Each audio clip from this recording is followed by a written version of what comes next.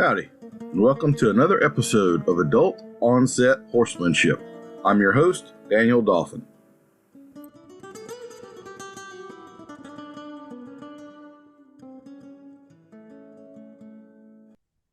Our guest today is Mr. Jim Groesbeck. He has started out packing in California's Sierra Nevadas in his 20s. He went to Cal Poly San Luis Obispo in animal science and horseshoeing, where he met Gene Hunt, who gave him Ray's book and introduced him to Ray. He wanted to train horses, but somehow wound up working mostly with mules. He did wind up being a champion working cow horse mules at the Bishop Mule Day several years in a row. He finally met Ray and went to a bunch of Ray's clinics. He started breaking thoroughbreds for the track and become a traveling colt starter. He wound up working under Gary Balmer cow horses and then Jack Adams cutting horses, and even went with Jack to Paisley, Oregon and the ZX Ranch. He's trained Arabian cow horses for a while and has been the champion at the Scottsdale shows. He even had Ray out to his ranch to do multiple clinics, and Ray was a big inspiration. He eventually started getting a lot of dressage jumping horses to ride and made several bridle horses under the California tradition, even winning the 96 Snaffle Bit Futurity. He is now a division. I won a division at Snaffle Bit. Won a division. Yeah, that's important. Sorry, I missed for that one. Missed the word right there. Amateur. I won an amateur division at the California at the Snaffle Bit Futurity. Yeah. Okay. Yeah. Now he's predominantly training working equitation horses, working with Lusitanos and doing classical dressage, studying the Portuguese style combined with older German and French military dressage. So Jim Groesbeck, you've been a person I've kind of been following and chatting with on Facebook for a while, and it's been quite evident that you know your stuff. And so I wanted to have you on and have a chat with you. I think it'd be a pretty interesting conversation today. So thanks for coming on. That introduction made me tired. I go, oh shoot, that was a lot of stuff. Oh, that was Gene. One more correction. That was Gene Armstrong, who was the head of the farrier shop at Cal Poly San Luis Obispo. Okay, all right. Gene Armstrong, I think, is still one of the instructors of the American Farrier Association. Okay. Hell of a hand. Good. Yeah. And Cal I had to clear that up. Sure. Cal Poly's got a pretty big history of making some. That's where high-low syndrome and a lot of that other stuff was developed out there, I believe, or at UC Davis out that way. A lot of. Anyway. Yeah, and I had to clear. I didn't mean to interrupt you, but I had to clear that up with the Snaffle Bit because boy, they'll like that's a big claim. Yeah, there was a division called the amateur division at the time, which they don't have anymore. It was just it was if you won less than so many $1,000. Sure. And so it wasn't really amateur. You could be a pro. So they had to change the name. All the nom. Anyway, I won that. Now that's the limited division, I believe. It is limited, or it's anyway. Usually one less than 50,000 or so. Of course, that's in 1990 dollars.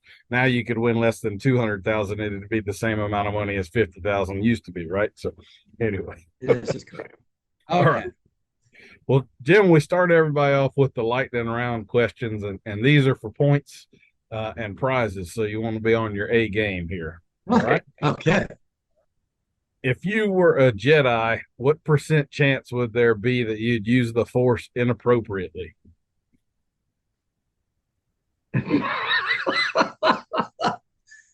If I was a Jedi, what % chance if I'd use the Force? Probably every other day. Fair enough. Morning? Honest, yeah. Morning or evening? Morning? Morning or evening would I use it inappropriately? No. Just that's the second question. Are you more of a morning person or an evening person? Morning. Bay or sorrel? Bay. That is one of I keep saying that every Wrong, time wrong somebody answers, answer. but I thought that's one of those questions that'd be like 50-50, and I just throw it out there and take up space. It's like 90% people picking bay horses now. I had no idea that people preferred bay horses that I much. worked around I worked around a fella named Mike McDowell. I'm old enough to know some older people know these names. He said bay is God's chosen color for a horse. That's what he said. That Okay. stuck in. Dogs or cats? If it's got hair, it used to be if it had hair on it, I could ride it anyway. So it's okay. So dogs or Okay. cats? Dog. Do you have a favorite I like them breed? both. Okay. You have a favorite breed of dog? A dog. Uh, I like Queensland's, Okay. but they're too much work for me.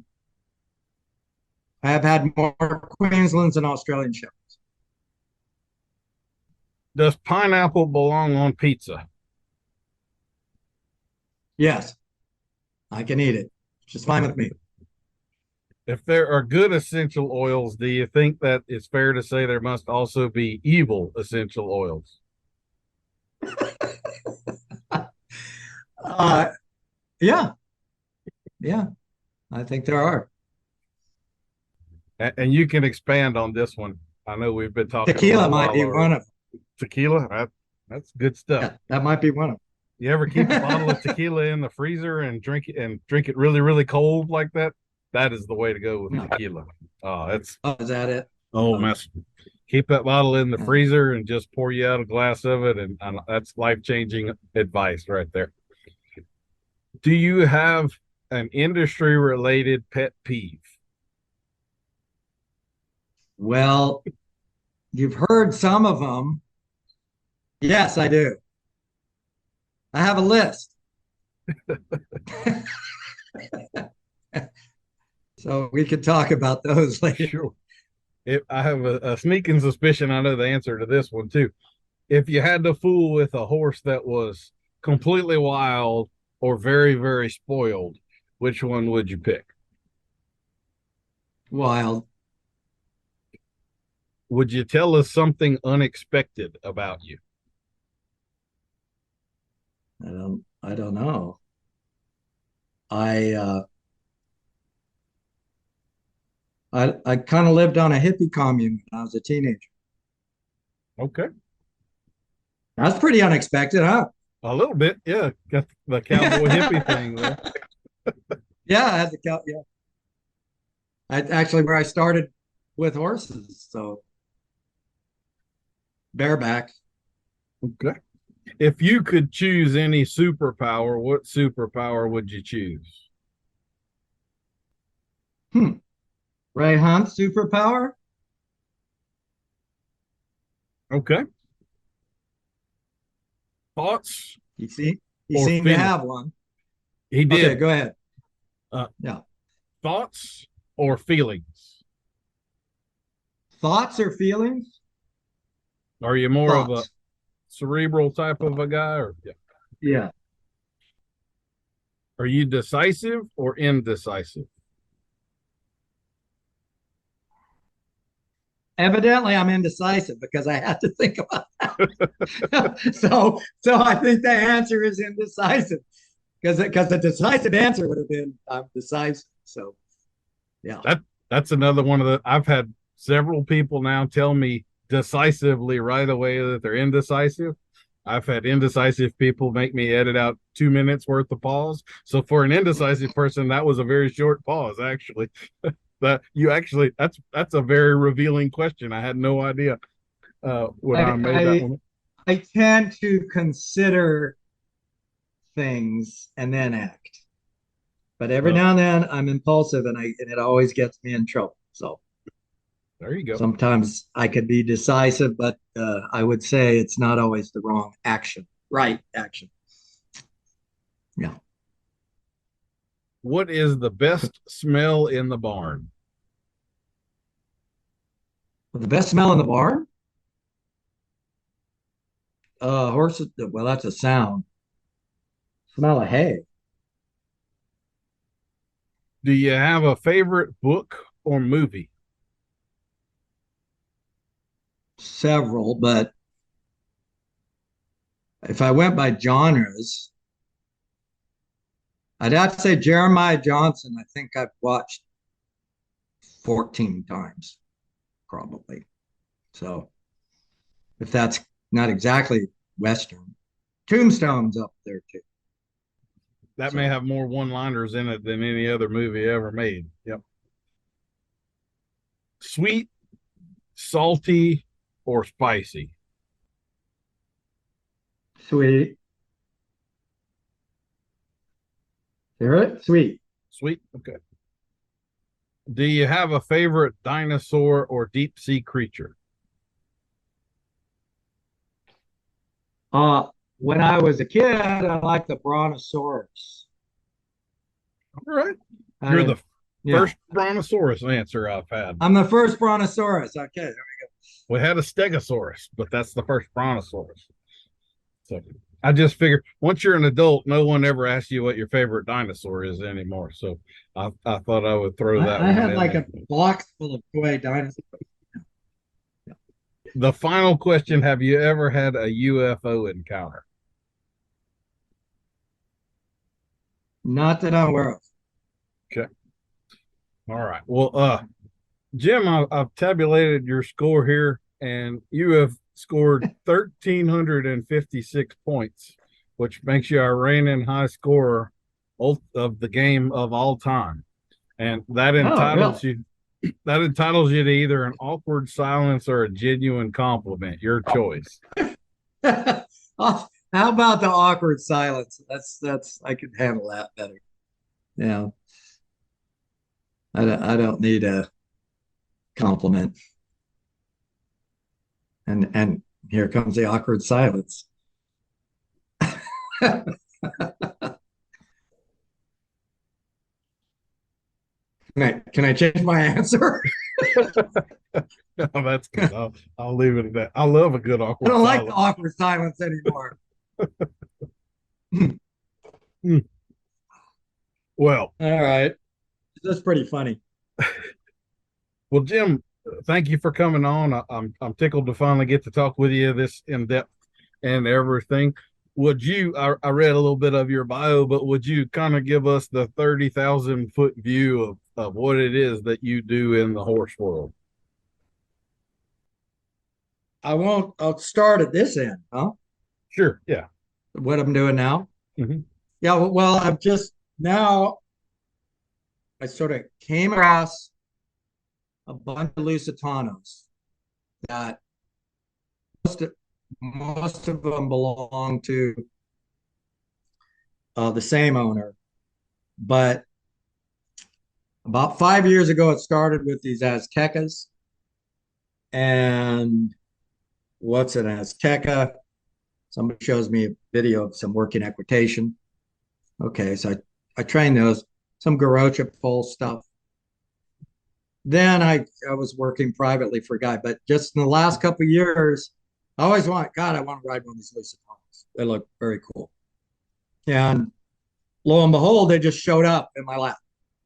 And so that was about a year and a half ago. And suddenly, like every client I have, except for one, which is a quarter horse, is a Lusitano. So my learning curve had to be, since, I was involved with knew a lot of people getting working equitation in this country started. And I wasn't even really interested, but it was like, I want to work cows. I want to be a cowboy. But these horses came this way. And then I see this, for lack of a better word, classical dressage. Watch the Portuguese of these beautiful Lusitanos. Anybody can go on YouTube and see some of this stuff. And it's just, so I kind of went, I want to know how to do that. So that's what I've been studying now.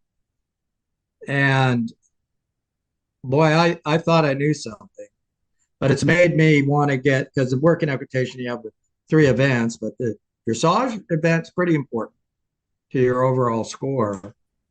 And I was doing it with my little bridle horse, but that's kind of been there, done that. So I see these Portuguese guy and the way they train, and that's really that's the direction I'm in now. So, but there's a whole history behind that I'm glad I had a whole lot of experience that I can take with me. Because, with the colt breaking and when I was young, I rode anything with hair on it, like a lot of guys. I wasn't like great at, I got bucked off plenty, but it didn't bother me.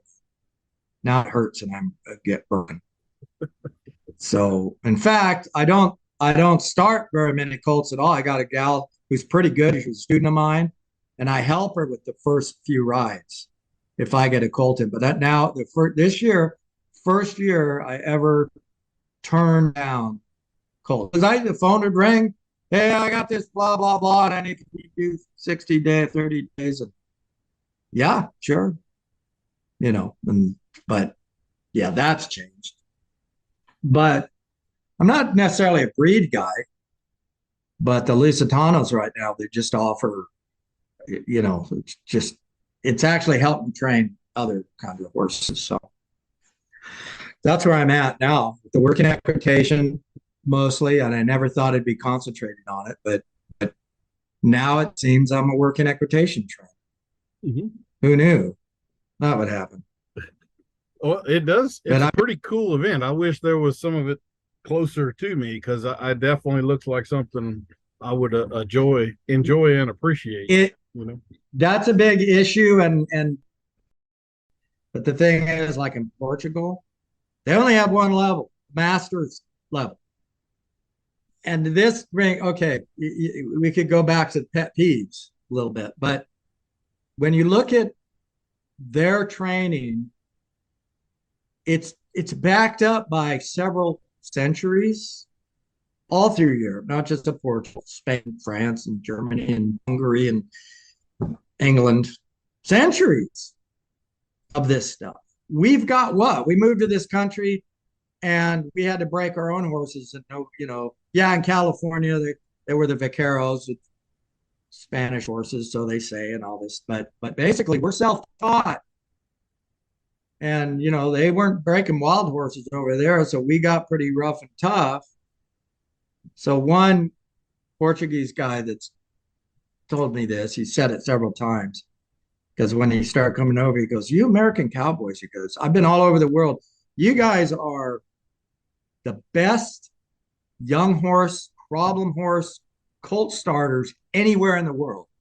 He says, it's phenomenal what you've done, thinking of Ray Hunt and wild horses and this and that. He says, but you don't know how to finish one. You don't know how to train one. And he was serious. So I'm watching these videos. So these kids grow up with horses that know tempi changes, that know piaffe, that know passage, that know that they're super broke. And you see these little kids at 12 competing on these horses because they have older schoolmasters. We don't have those horses here. We make them our own, and we're making shit up.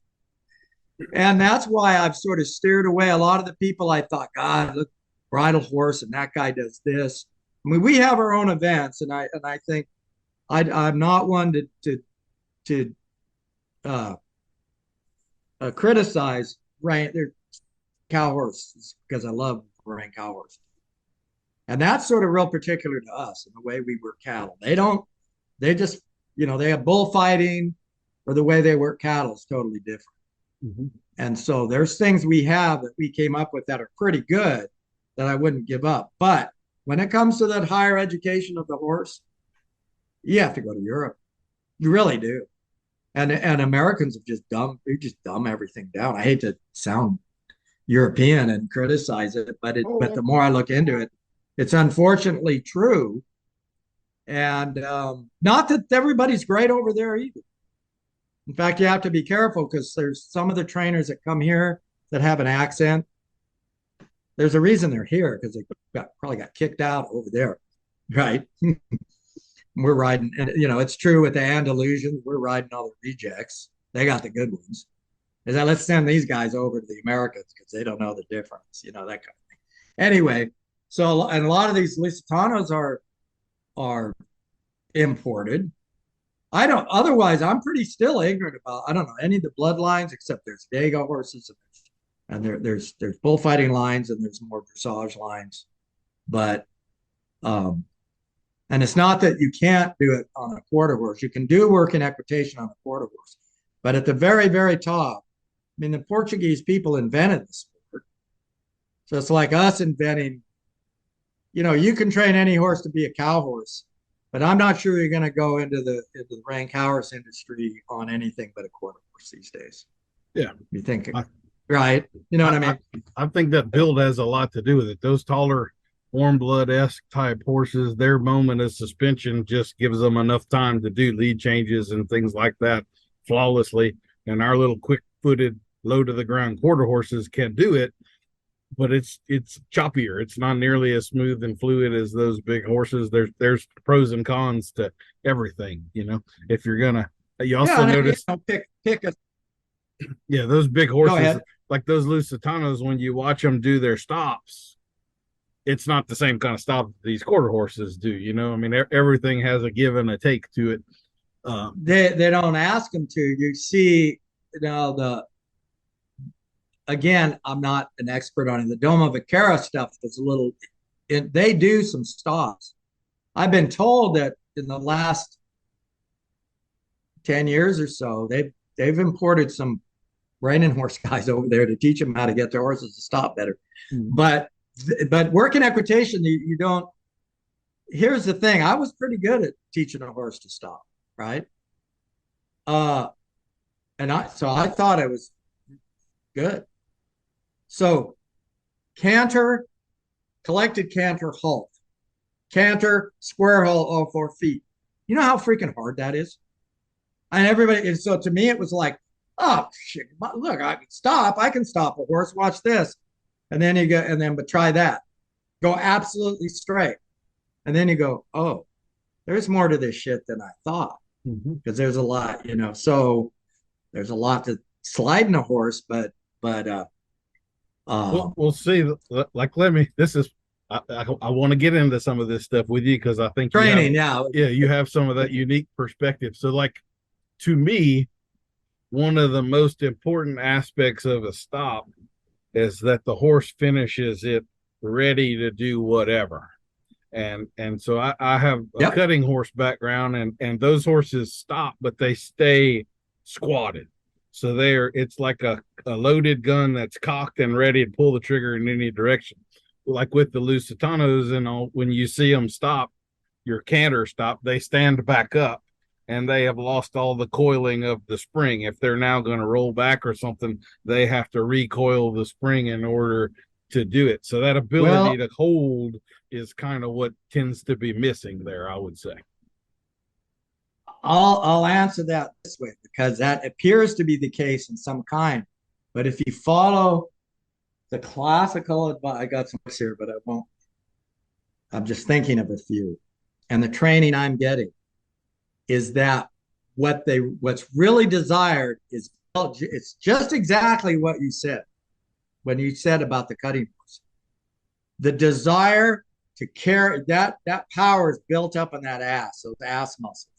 And it's ready to go.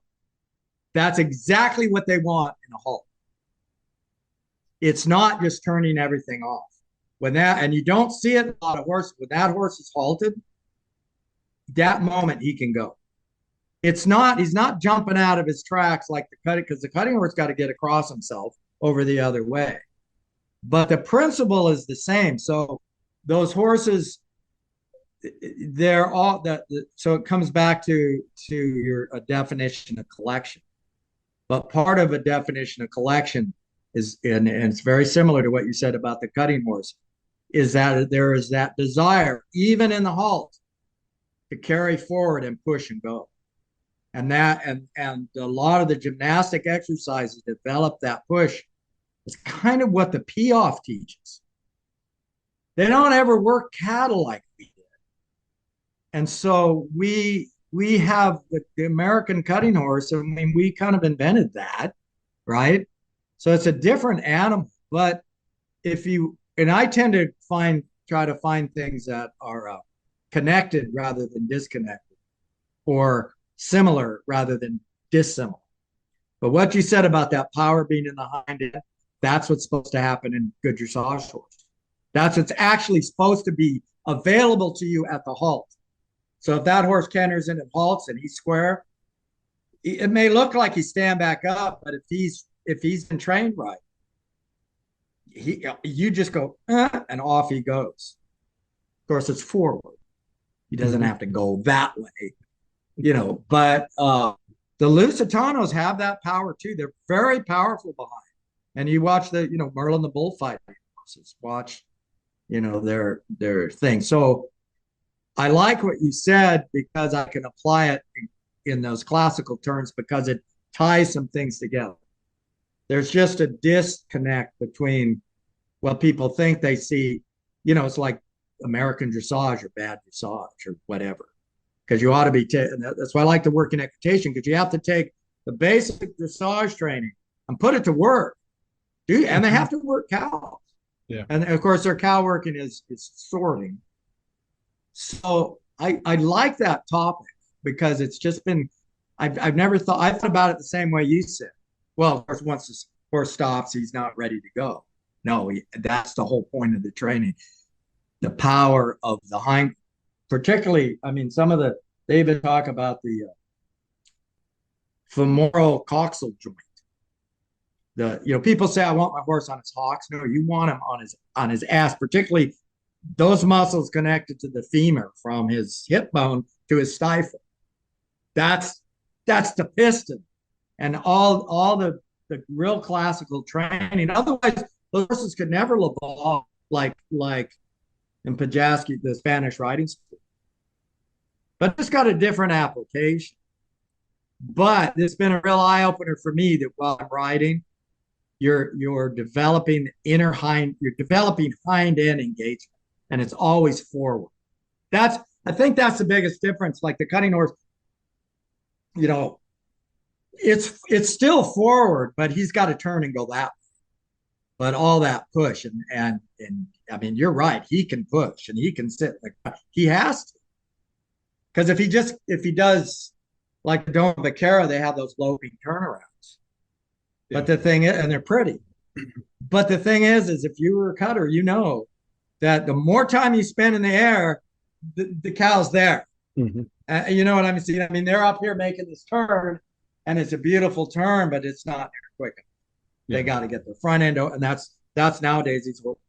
Their nose is in the dirt because they're going. Not that other style won't work a cow, but not the cutting pin. So it's a little bit apples and oranges, but I try to make it apples and apples best I can in these discussions. Yeah, like you were saying, finding commonality there. One of the things I do really appreciate about the working equitation is it has a practical side to it. Like you're talking about dressage and reining. To me, at least what we see in the modern day, both of those disciplines have lost all sight of practicality, and they've become their own thing for no reason other than to be their own thing. It's almost exhibition riding in a way. A modern reining horse that would be competitive, you watch them and they know when every maneuver is coming up. Everything is really well set up. There's no what I would call right now in those horses anymore. Everything has to be so well set up and groomed, and they've got a 15-foot side pass in their lead departures and all of that stuff, where like with the bullfighting horses, there's a reason for that horse to turn left right now. And when you put your leg on him, he's not going to delay 3 seconds, because if he does, you're fixing to get rammed by a pretty pissed off bull. And I think that is a lot of where the practicality of that comes from. The California Vaquero and the ropes and all, it developed out of necessity and the type of cattle that they had to work. Well, the Spanish and Portuguese cattle are no joke. A lot of people have never been around a true fighting bred animal, but they're coming to get you. You're not going to look at them from 100 yards away or whatever, and oh, look, there's the cows, and they run from you. Those things turn towards you, and here they come, and there's no bluff in them whatsoever. And so, if that's the life you're going to lead and the Your horse you're going to life ride, depends. yeah, it better be pretty damn Yeah. serious, and you better have control of that animal, and the necessities of that world are exist for a reason. Well, and you really appreciate a horse when he got you out of a bind and your life literally depended on it. And that Yes. could happen in the mountains, and it can happen, you know, with the cow or a deer, or a roping. That's how you get a, you ever get a rim fired with a rope, and the horse gets you out of that mess. He probably saved your life. But the back to the working equitation, it's their version. It's their ranchos. They come out of the rancho, but they got to. I don't know. They're not big on trotting. It's cantering everywhere, which we don't do. But yeah, the horse has to. You have to put the dressage to work, and it's a little bit like I said, stock horse pattern used to be dry work. The reining came out of dry work. It was no cattle. You did a dry pattern because the pattern was supposed to describe. It was like a figure skating test. They don't show that in Olympic figure skating because it used to be what did they call them? Oh, man, the word won't come to me. But it was required that they do the figures. It's very boring. And they have to do these exact figures here and then skate. And, they used to show it on TV and they don't. So the reining pad was a little bit like, did you train your horse correctly for what he's about to do, which is work a cow? So a lot of the fairs and stuff, even when I was doing it in the 80s, it was still dry work. It was still called, and we were still doing it in California in Ramel race. And I remember it was in the 80s where we started getting these videotapes from the East Coast of these guys in split reins, and we're like, what are these guys doing? Some of it blended over, and I think it's made, you were talking about the futurity horses being, back in the 70s, not looking so shiny. And some of it, like the hesitations, they keep horses being able to get shown a lot more because those horses, you stopped, you went right into a turnaround, right? And those horses I tried to show that way for it. They got jacked up big time. It was very hard to keep showing them. And then you had to school and school and school. So they wouldn't just, you go to turn around. It took a lot of skill, but yeah, that's the way. There was no hesitation. And now the working cow patterns are all hesitation. And they got 4 spins, some of them. Yes. For a while it was a spin and a half. I've never But anyway, found a cow that could run around me that quick, but but anyway, so the dressage, if you look at the dressage portion of working equitation, it's the schooling figures, compulsory. That's what they call it. So it's like, is the training correct? And then the obstacle course is judged pretty much the same way. But the thing is, then they add the speed round. And then it's like, it's not quite a free for all. Go as fast as you can. Don't knock anything over and don't go off course. So that adds that other element, because can you imagine some dressage queens with their horses doing, they say, I'm not going to ruin my horse. Well, a lot of reiners are like, they say, I'm not going to let them look at a cow. Are you kidding me? mm-hmm. Right? So, so I like the blend of it. And, but one Lusitano I was showing, and we did have a cow class where it's more like sorting, team sorting.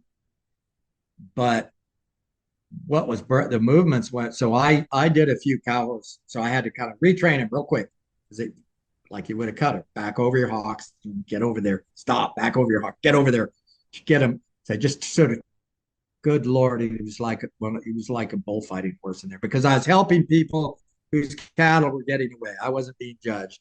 That's the way they do it. You have 4-man team, and one guy is putting a cow overline into a pen, and the other team can help him keep those cattle from crossing the line. But usually the team, nobody's got any control. So it's like But I had fun with cows getting, because I could just gallop across that pen like I was going down the fence. I'm telling you what, this sucker was like cow horse. So you just have, all you have to do is tweak your training a little bit. You've got a working cow horse. It's pretty cool.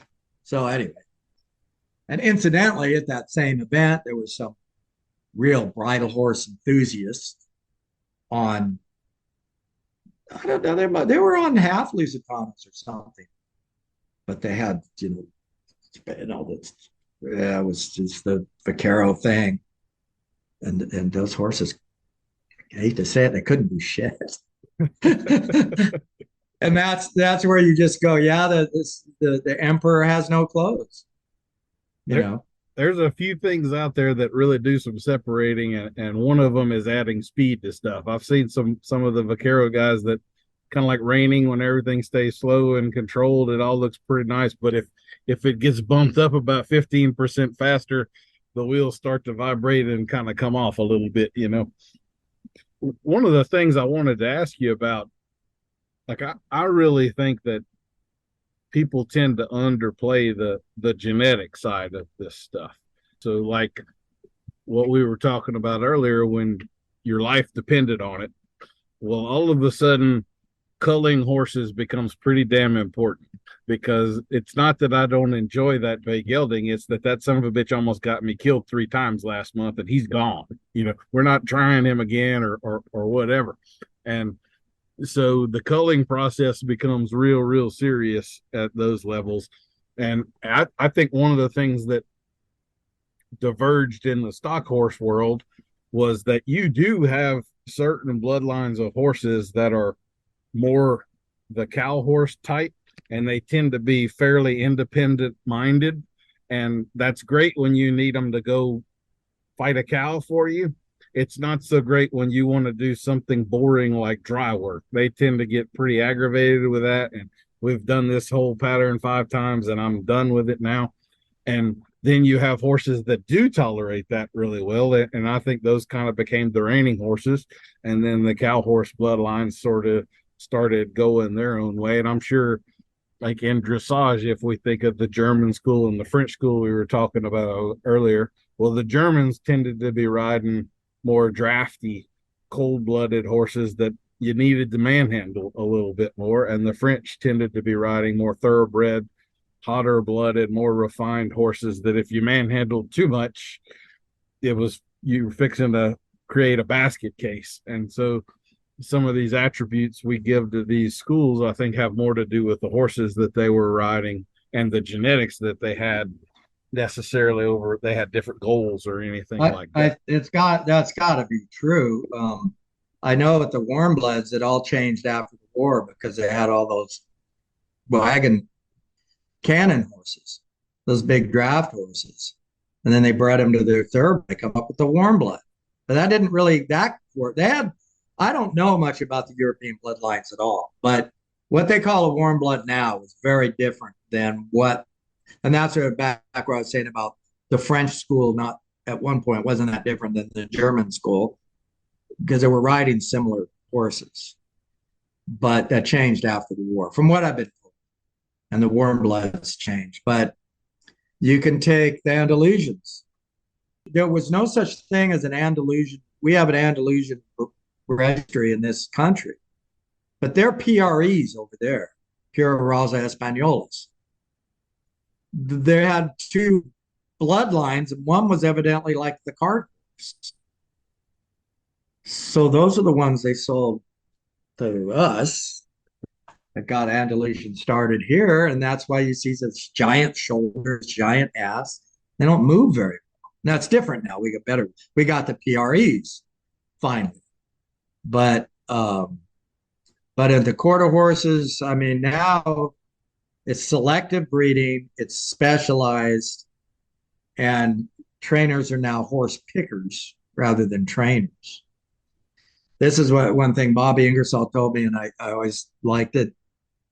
He says, we used to have to train horses to stop. We actually had to know how to train them to stop.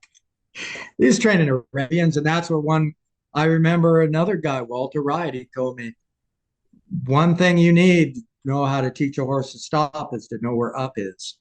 Because maybe they weren't, he was talking about the up of that stride. Oh, right? Mm-hmm. Because they weren't dealing with the bloodlines they have now that people are picking. And even then, even these guys who are winning the world and they got 40 horses in their barn, there's a reason they don't show up with 40 at the show.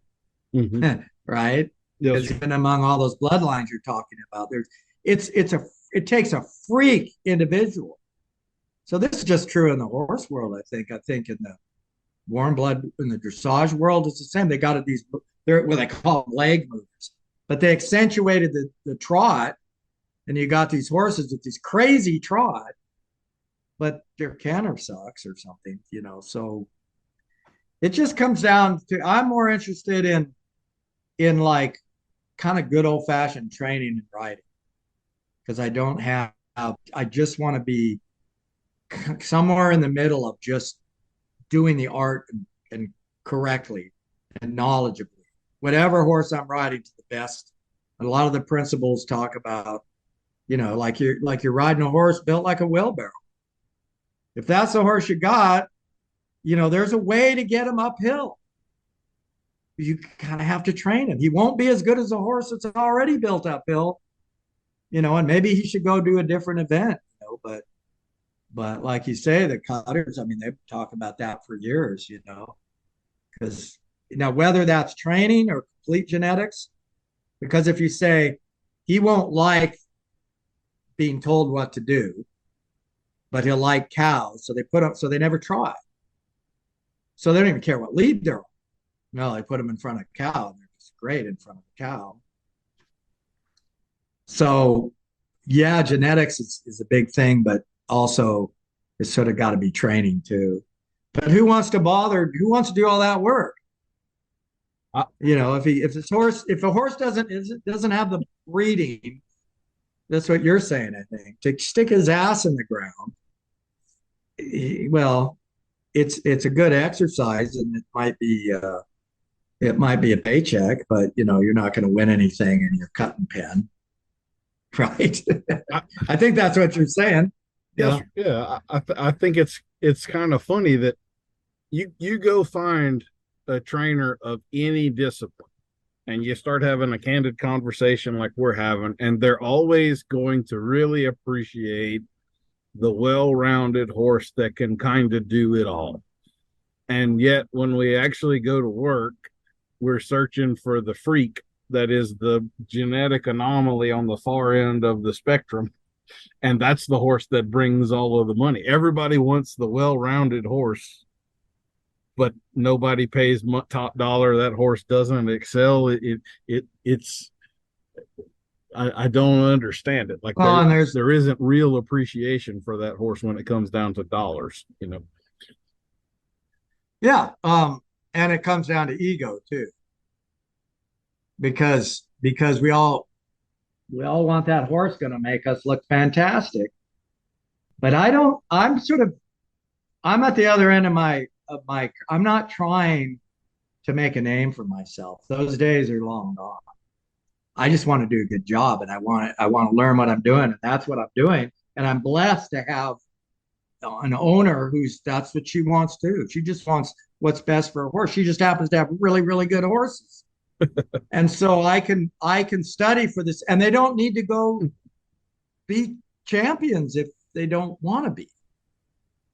But so the only pressure I have is pressure on me. And so it's like a training experiment in a way. It's like, can I take this knowledge and can I apply it? And can I take what the old guys wrote and prove it? Like, because I could talk a lot, but the thing about the dead guys, somebody said, if I had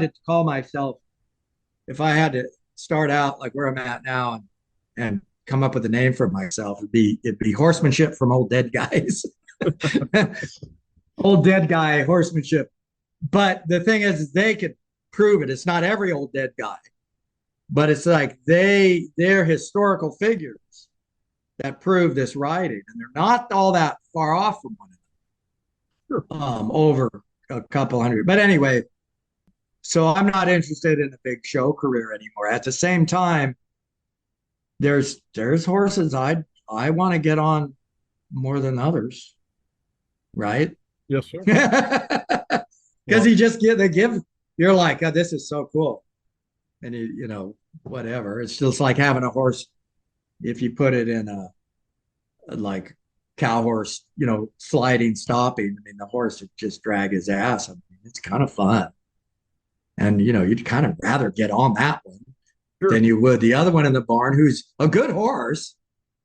Yeah, I mean, to be honest. But anyway, I just like horse training, right? So that's where I'm at, and I don't really want to bullshit people anymore. And so I'm a little talk about pet peeves. I'm taken aback almost by the pomposity of some of the Facebook warriors who just, they're presenting themselves like classical trainers, especially the Vaquero guys. And I've learned enough. I go, you don't know what you're talking about, and you can't show it. And I've seen them try and show it. But anyway, who am I? That's why when you wanted to interview me and stuff, I'm like, I'm nobody. No, no, I don't have any big, huge. I got that snaffle bit buckle on, I swear. But I think it'd be cool if I had got one of these horses to a real upper level. I did have these retired stallions, and they were trained at Grand Prix level. They also won Masters Division of Working Equitation. They taught me a lot. I showed one, and that was only a year and a half ago. And I got to admit, I didn't know what I was doing with this horse. He knew more than me. So they could tee off, they could passage, they could do tempi changes. I didn't exactly know how to ask for it, but worse than that, I didn't know how it was trained. I didn't know the background, the building blocks that got that horse that way. And if you don't know it, you'll ruin it. Right? It's like, and if like horses that are a little bit out of shape, you have to kind of go through in a shortened version, so to maintain the training. But anyway, it would be cool if I could take one of these horses I'm riding now and keep them long enough, say 2 or 3 years from now, that I could go. There's talk of going of the Americans having a team that they could actually take horses to Europe and compete, say, against the Portuguese. That's a tall order because those guys have been doing it a long time. But to understand, you either lose or you learn, right? You go take a licking, but your eyes are open now to what is possible out there. So from champ to chump, that's what they say. well, that you bring up a few points I wanted to question you about. So we were talking about the all-around sort of horses, and to my mind, at least the world I'm aware of, there's kind of three big camps of that. In the English world, you've got the 3-day eventing, and in the Western world, you've got the rein cow horse. So they're going to do the 3-day eventing horse is going to do stadium jumping, dressage, and then a cross-country course. The rein cow horse is going to do cutting, kind of reining, and then the cow work down the fence. And 3 events, yeah.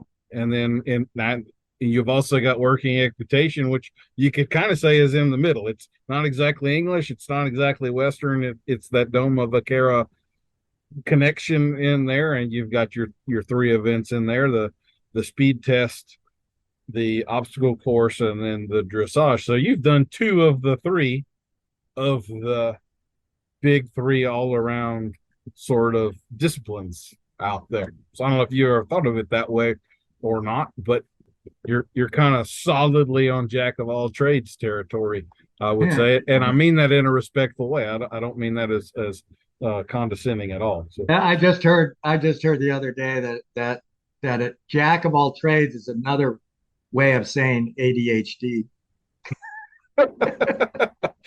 I, yeah, I resemble that comment just a little bit. Yeah, So, I never did compete eventing, and I start my ex-wife and my daughter's an event, and okay. she's doing really well, and she's down in Temecula, Galway Downs right now, and so she's worked with big name trainers. But when she was little, my wife was jumping and eventing, and I was more interested in the cow horse. I missed my opportunity, and I did a little bit of jumping, but I missed my opportunity to really appreciate what a horseman it takes to be a good jumper. And back to the military riding in these big European schools, you had to learn to jump. It was part of it. It was never like straight dressage unless you were the exhibition circus trainers, which I don't say circus in a bad way, but like Boucher, people always Mhm. bring up his name, Yes. or even I don't know if Nuno ever jumped horses, Nuno Oliveira, but it's so well rounded. And these, and I used to poo-poo the little foo-foo saddles, and that's like, no, these people are sticky. And you watch a good jumping rider like start a colt, if they know. I mean, that you talk about cowboys out bucking one out, and they're in a little jumping saddle. Mhm. And I've got a whole new appreciation because they're skilled and they're trained. I mean, they go to school to learn how to do this. And Yeah. what we I don't know, read it on Facebook. I don't know. I got to tell you too, there's a hell of a lot of difference between a horse that's 14-2 bucking and a horse that's 17-2 bucking. Absolutely. Those big suckers, their buck is like a wave in the Pacific Ocean. It is freaking huge, whether it looks Yeah. like it or not. So yeah, They don't think a warm blood could buck. Yeah. In fact, I broke my collarbone 2 years ago on a little shit. But anyway, my daughter likes the thoroughbreds. So she's jumping the thoroughbreds, and they're smaller than a lot of the most of there's a lot of eventers the thoroughbred, but there's some kind of warm blood crosses in there. And in fact, she had talk about bloodline. She had Anglo Arabs in there. We could talk about, okay. See, I get my brain gets triggered. I get like free association. ADHD. There you go. Yep.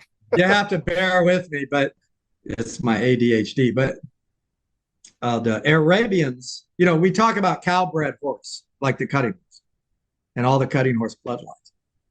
I swear to God, I've had some Arabians that were as cowy, if not more cowy, than any quarter horse ever rode.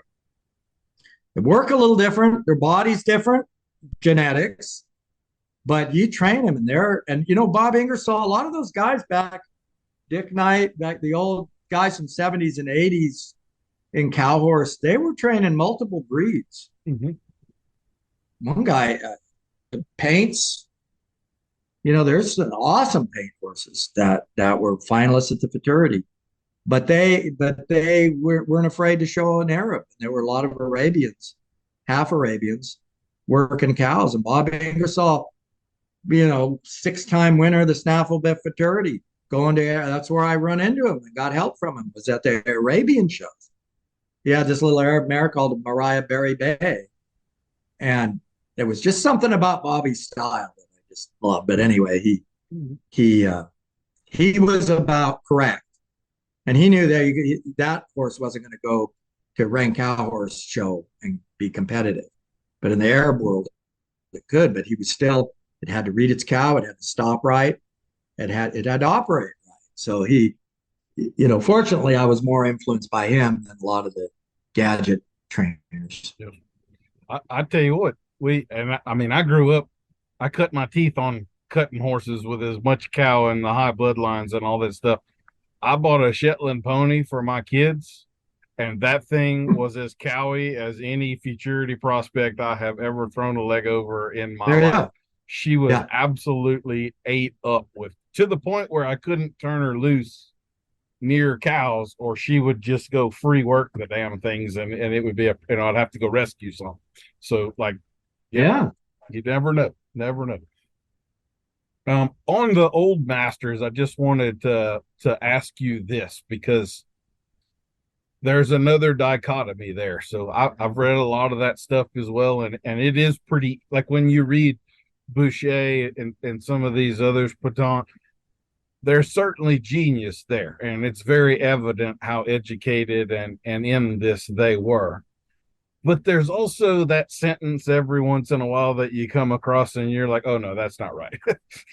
We know better than that now. And there are some things that we have learned. I always pick on Xenophon about this, the oldest of the old masters, but in the art of horsemanship, there's a quote that I paraphrase, and basically he says, for a lazy horse, get a friend to tie a mean cat to the end of a long pole and shove it up between your horse's back That legs. that was Grissom, or that was an Italian, I think. I don't think that was Xenophon, I'm but I know what you're talking about.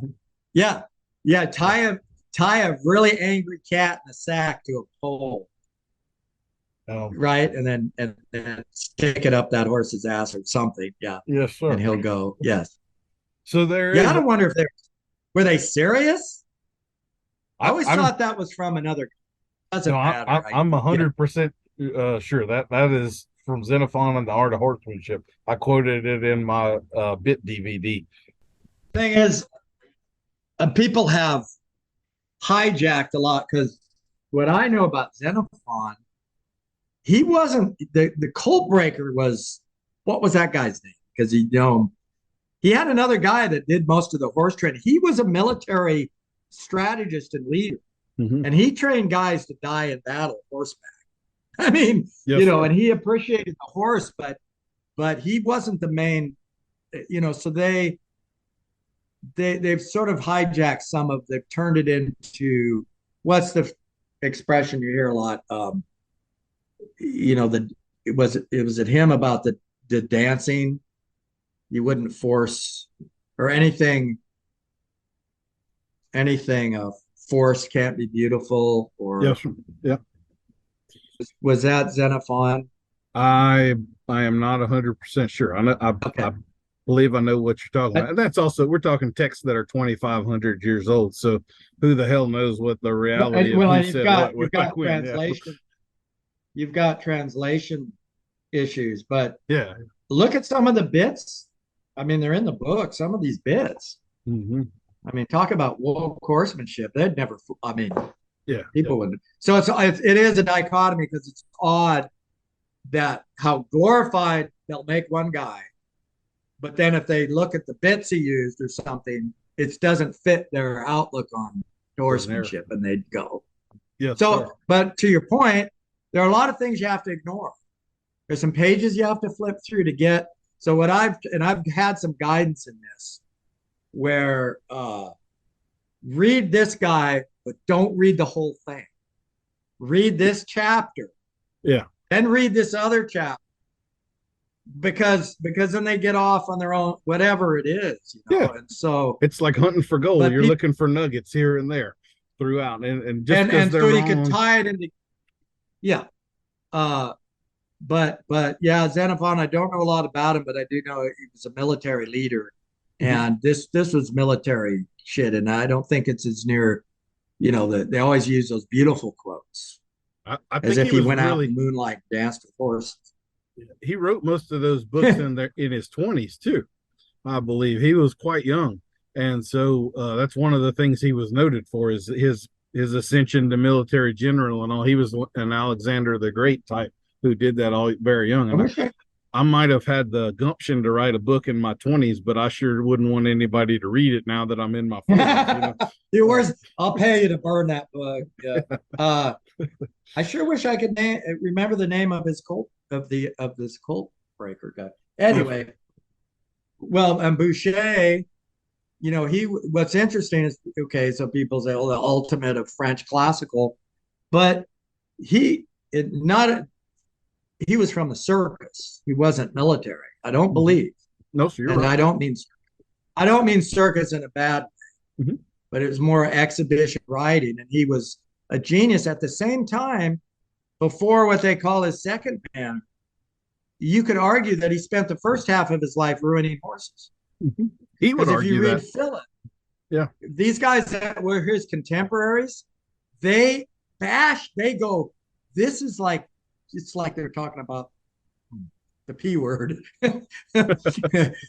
PP, they just go, do not go there. It's horrible. And there's a book by Phyllis that he spends an entire chapter ripping Boucher up one side, the other, while still giving him credit for being kind of a genius.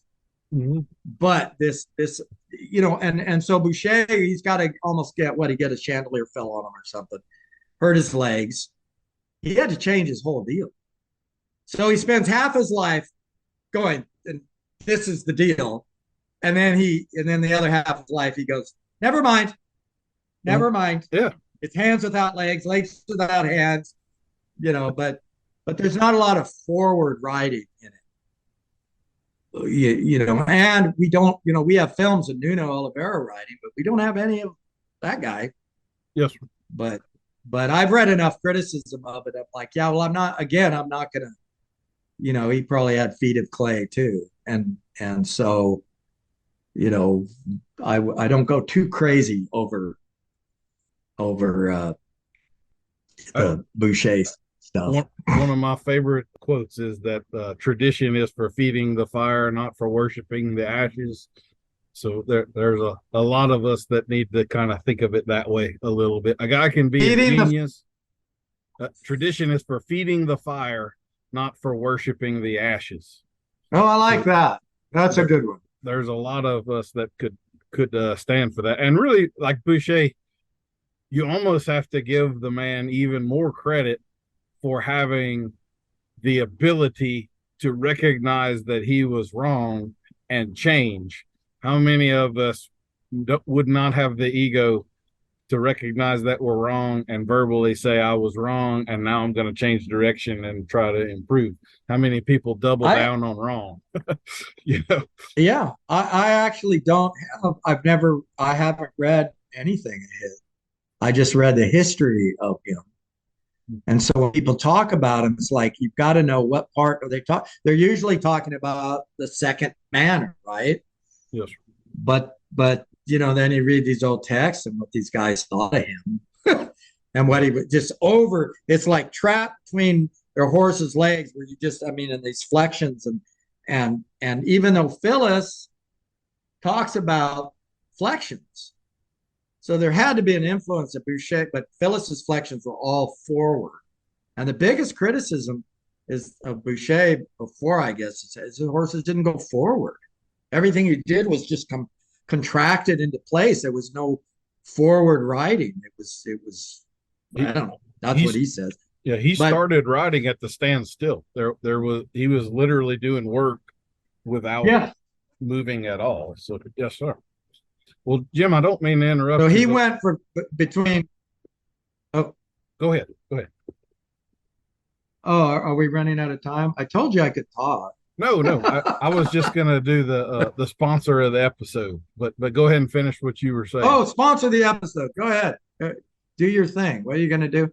Okay. Well, this episode is sponsored by Dr. Elmer's Equine Vet Clinic, Crematorium, and Taxidermy Studio. At Dr. Elmer's Equine Vet Clinic, we won't waste your time or money on new age expensive treatments that may or may not work.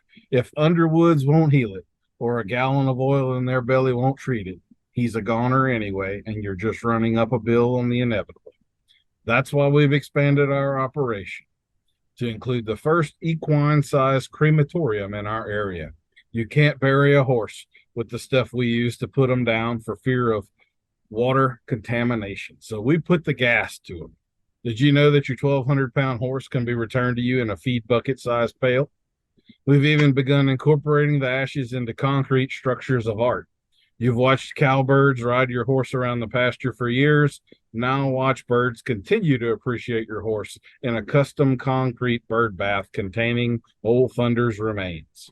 If that isn't appealing to you, we've also brought in an award-winning taxidermist from Arkansas. Believe us, those boys from Arkansas know a thing or two about mounting dead animals. So, You can have Thunder in the living room and don't even have to worry about him making a mess forever. Dr. Elmer is a sixth generation large animal pro. And like the previous generations, he's creative on the realities of dead horses and how to take your horse's remains and have them remain useful. Dr. Elmer's Equine Vet, Crematorium, and Taxidermy. Any which way this goes, you'll get your horse back. All right. So that's a new sponsor to the show. I think you're Mr. Calling. You should be a TikTok influencer. Oh, God. I could just see you dressed up as Dr. Elmer with the that's pretty good stuff there. I hope I'm more competent at life than TikTok influencer, but anyway, well, I like to crack a joke here and there. Anyway, well, I like your. Okay, go ahead. We were talking about the old masters, and I know you have this pet peeve about some of the Facebook trainers and groups, and I'm gonna take the leash off of you in just a second and let you run on that. But I wanted to pass an idea that a friend of mine. Are you familiar with a classical dressage guy named Patrick King? Yeah. Okay, so Patrick and I, but not personal. Well, he and I are pretty good friends, and he was on the podcast a little while ago, and he brought up something I've never really talked about, but and I don't know if this is true for you, but he and I both happen to have scars on our calves on the inside of our legs from years and years of riding horses, and your boots wear on you and so on and so forth. So sort of his idea was, before you can become a famous horse trainer on the internet, you need to show your scars. And if you haven't been riding long enough to have them, then you need to shut the hell up until you can kind of prove your bona fides with your calf scars. So I'll just give you that thought, and then you can turn loose. I'm not supposed to show you my scars. No. You're good. You're not gonna make me. No. But, that could be. Yeah, there's a reason you don't see most of us in shorts very often, for sure. Our legs are not underwear model worthy anymore.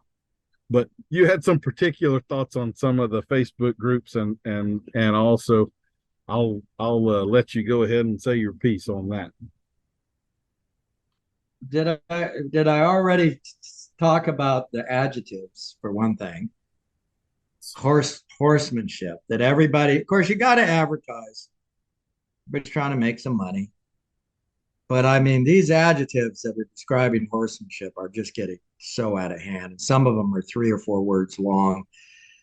Responsive, intuitive, delicate, harmonious, even transcendental. I mean, you name it. They just.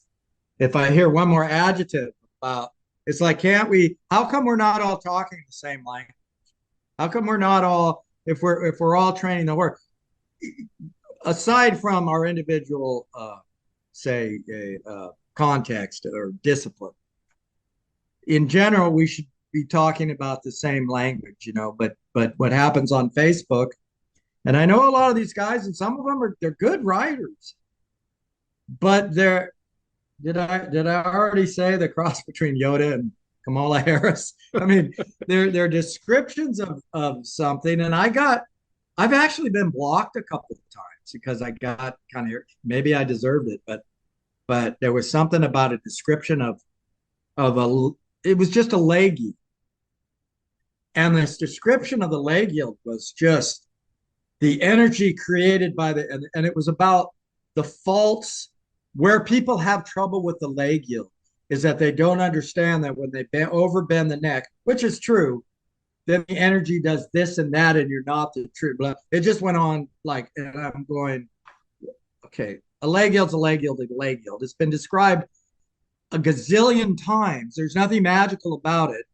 And I can pick up 5, and I did it once. I've got copies somewhere from 5 different textbooks: German, French, English, and even in cavalry textbooks that describe a leg yield exactly the same. So why not just say that?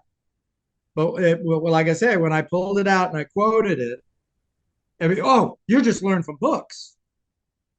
and I'm like, well, where am I supposed to? I mean, am I supposed to just learn word of mouth and trust everybody? I know how to do a leg yield, but somebody taught me how to do it. They said, this is how you do a leg yield.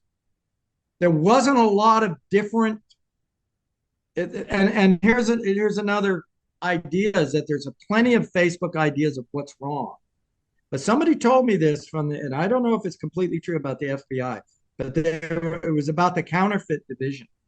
When they teach people how to spot a counterfeit bill, they don't give them counterfeit bills. They teach them everything they need to know about a real bill. You get completely familiar with the real thing. Then you can spot the counterfeit. So it does no good to describe counterfeit after counterfeit after counterfeit. You haven't taught anybody what the real thing is. But it's very easy to go to act like a preacher on Facebook and take something as simple as a leg yield and turn it into the wrong thing that everyone does is this. Well, what? That's not helpful. But why do you have to act like you've discovered the key to the leg yield? Because it's in every freaking book ever, and there's 4-H kids who can do it. And yet you're giving this glory. You sound like Yoda. Like how pompous is that? And they accused me of being arrogant because I said, look here, and I quoted some of these books. Oh, you just exposed yourself because you got it out of a book. And I'm just like, oh my God. So I got to talk like that too. And I'm guilty of it too, but you come up with these. I got to read this too, because it's my spoof on what this sounds like, and I'll read you one because I'm too chicken to put it. I thought I'd put it on Facebook and see if anybody took the bait. I think you have put a couple of these, like almost like my sponsor. You've had a few couple paragraphs of a little mockery going on there. I'm pretty sure I've read that a time or two for your stuff. I don't know why I wasn't brave enough. God, I hope I should have tagged this because I can't remember it. Oh, here it is. So here's just one.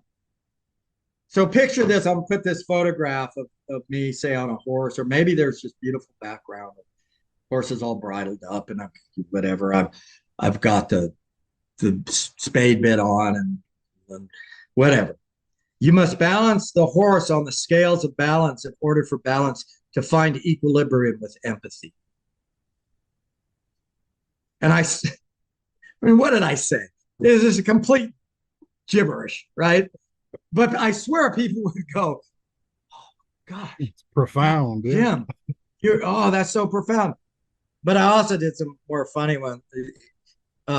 With the horse, we must seek to become one, else we become number two. Pretty good. I like that. Yep. Or the horse is a mirror into your soul, but you can't comb your hair in it. That's pretty funny. And I got one more. The horse teaches us to teach him so he can teach us what it is to learn how to teach. This is what these guys sound like. And they just rapid fire put these things out. And I can't, I got to stop doing it because that one guy bugged so much about it. Because I go, what? Who's your crowd? Because this is laughable shit, right? Yes. And so that's what's wrong with the Facebook thing in a nutshell. And people, I mean, I got one on my horsemanship page that I'm a little embarrassed about because I did put a picture of myself on a horse in a field with cows, and it said, but see, I did this several years ago, and it says, feel is the moment between something that's about to happen. Feel is recognizing the moments between something that's about to happen and something that's not happened yet. I thought it was a pretty good description of feel. But again, I'm so up. Somebody said, you're a little high on yourself, aren't you? And I went, oh, yeah. And they brought me down because you're a little bit too enamored of your own glorious descriptions. Sometimes you really have, just. I use the voice recorder on my phone, and I know there are times where I will be driving or something, and I'll have this thought that I think is just in the moment I'm in. It's perfect and it's It's profound, and I'll record it. profound. You listen to it 2 days later, and you're just going, "What in the hell was I talking about? Like that makes no sense." In the moment, it was brilliant. 2 days later, what was I must have been dehydrated at that moment or whatever. Well, I just think we need to be real about what horse training is and not make it, not put a bunch of adjectives in front of it, because it, like, you're separating yourself out from, and so much of it's groundwork. I mean, I'm all for good horsemanship, and a lot of it's not bad, but it's like, don't be so full of yourself. There's like, I used one. There's some I can't even remember. It was like 3 words long. Intrinsic and holistic approach to comprehensive. I mean, it just went on and on and on. Horsemanship. Like, what do you actually do? And then they show something quite common, and or it's all ground. It's like, where's the writing? And so, how do you recognize? So here's the deal. Going back to the counterfeit deal, is I want to be able to recognize good writing, know who to emulate and who to not emulate, and then practice it myself and demonstrate it and prove it somehow. That's, and so but I, with one of these Lusitanos, I went, it's in a lower level, but I was just thinking, this is the writing, this is what I got. It takes a lot of, I mean, I'm kind of being trained. I've never been trained in my life with these Zoom lessons. And somebody can contact me if they're interested in this person. But this is all in my mind while I ride. I marked like a 73.75 in the dressage test, which I've never marked in my life. But I was able to, and not that they're the end all of discussion, but there are some rewards. And it's like that judge said years ago about pornography. He goes, I don't know what it is, but I know it when I see it. Yes, I don't know how to describe it, but I know it when I see it. And so that would be like the epitome of any recognition I want, is just have the horse show it. And it's like the lead changes through the slalom pole in Working Equitation, which little kids 12 years old are doing in Portugal on trained horses. But you've seen the videos. Yeah. These guys are, it's just effortless. And I'm like, God, if you could look like, who do I want to emulate?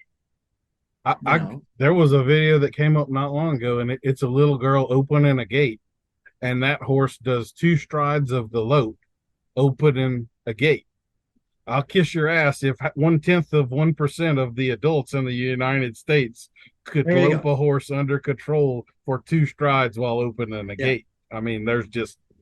So, there's some training and thought, and there's some stuff behind that, and we just need to know what to look at. And the Facebook thing, people are looking at the wrong people. They're making heroes of people of their feet or clay. And a part of me, part of me should, okay, just walk away. And the other part of me wants to take an axe to the bottom of their feet and knock them down. That's, because I see their students, and it's a little bit like we were talking before with the PP. If you ever get those students to you, you've got to deprogram them, right? It's like they've been to a cult, and there's more of it. There's, in some circles, I don't want to name names, but really top clinicians that I actually respect. So it's not them, but it shows up in their students. It's like it's an ism. They've turned their horsemanship into an ism, and they're just repeating garbage. And they okay, show me what you're talking about, and they can't. Yep.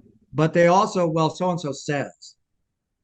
And you mentioned it earlier when we were talking privately. I think they're even now doing that with Ray Hunt. They're in other words, they never saw Ray Hunt. They never were. They're actually ascribing more values to him than, not that he doesn't deserve, but they're turning it into an ism. Yeah. Right. And I knew Ray personally, not palsy-walsy, but I did do some private work for him, and I followed him around over a period of 20 years to different clinics, talked privately with him. And he was like, I'll tell you Ray Hunt's story that sort of epitomizes this. So, okay, talk about the bridle horse deal. So we had Ray come to our place. We did like three or four clinics, and one of them was cowboy. And there was a horse in my barn that was for sale that I had started trained. I had less than a year on. And he was kind of a neat horse, but I had him in a snaffle hackamore. And the guy wanted to buy him, but he wanted to see, is he in a bridle? They pack a bridle. So I thought, well, I haven't put a bridle on him yet. I haven't done that. He said, well, because it was part of the clinic. And I said, well, I'll ride him in the clinic. And we did a little herd work. So I had this quick bit. And it was like a correction bit thing. You know, the quick bits. They're kind of neat old bits. Mm-hmm. And it was an old one. And for some reason, it was all I had of it. I go, well, I'll stick this in his mouth. And I did put like Ramel reins on. But I had a lot on this horse, and he was cowing. So I come in there and I work this cow in this bit because I mostly want to show that this horse could be ridden one-handed, Ramel rein, and he'd kind of bridle up and work too. And he worked good. Then I stopped and I felt sheepish because I had to go, Ray, don't look at the bit. I go, I really apologize. This is just this piece of crap bit. It's not, you know. And he went, Jim, that horse works better in that bit than these guys in those spade bits thinking that they're working something. He wanted to see how a horse worked. And he didn't care. He goes, whatever you got in that horse's mouth is working for him. And this would be, you know, the bridle horse guy, they'd tear it off my wall, or they'd find me, or whatever they do. They'd send me to prison. I don't know. I think they'd crease your hat. I think they'd crease it right up. Yeah, no flat hat for you anymore. Yes, sir. No flat hat for me. But that was from Ray, and he just liked to see a good horse work. And Ray liked cutters. He goes, what he did was these guys had the best stock in the world. And these horses were such good horses, they would give them 110%. And these guys wanted 150, 200%. That's what his criticism. That was his big criticism. He goes, God, these horses, I don't know how they keep trying for these guys. But he sure liked the cut. He sure liked a cow horse, you know. Okay.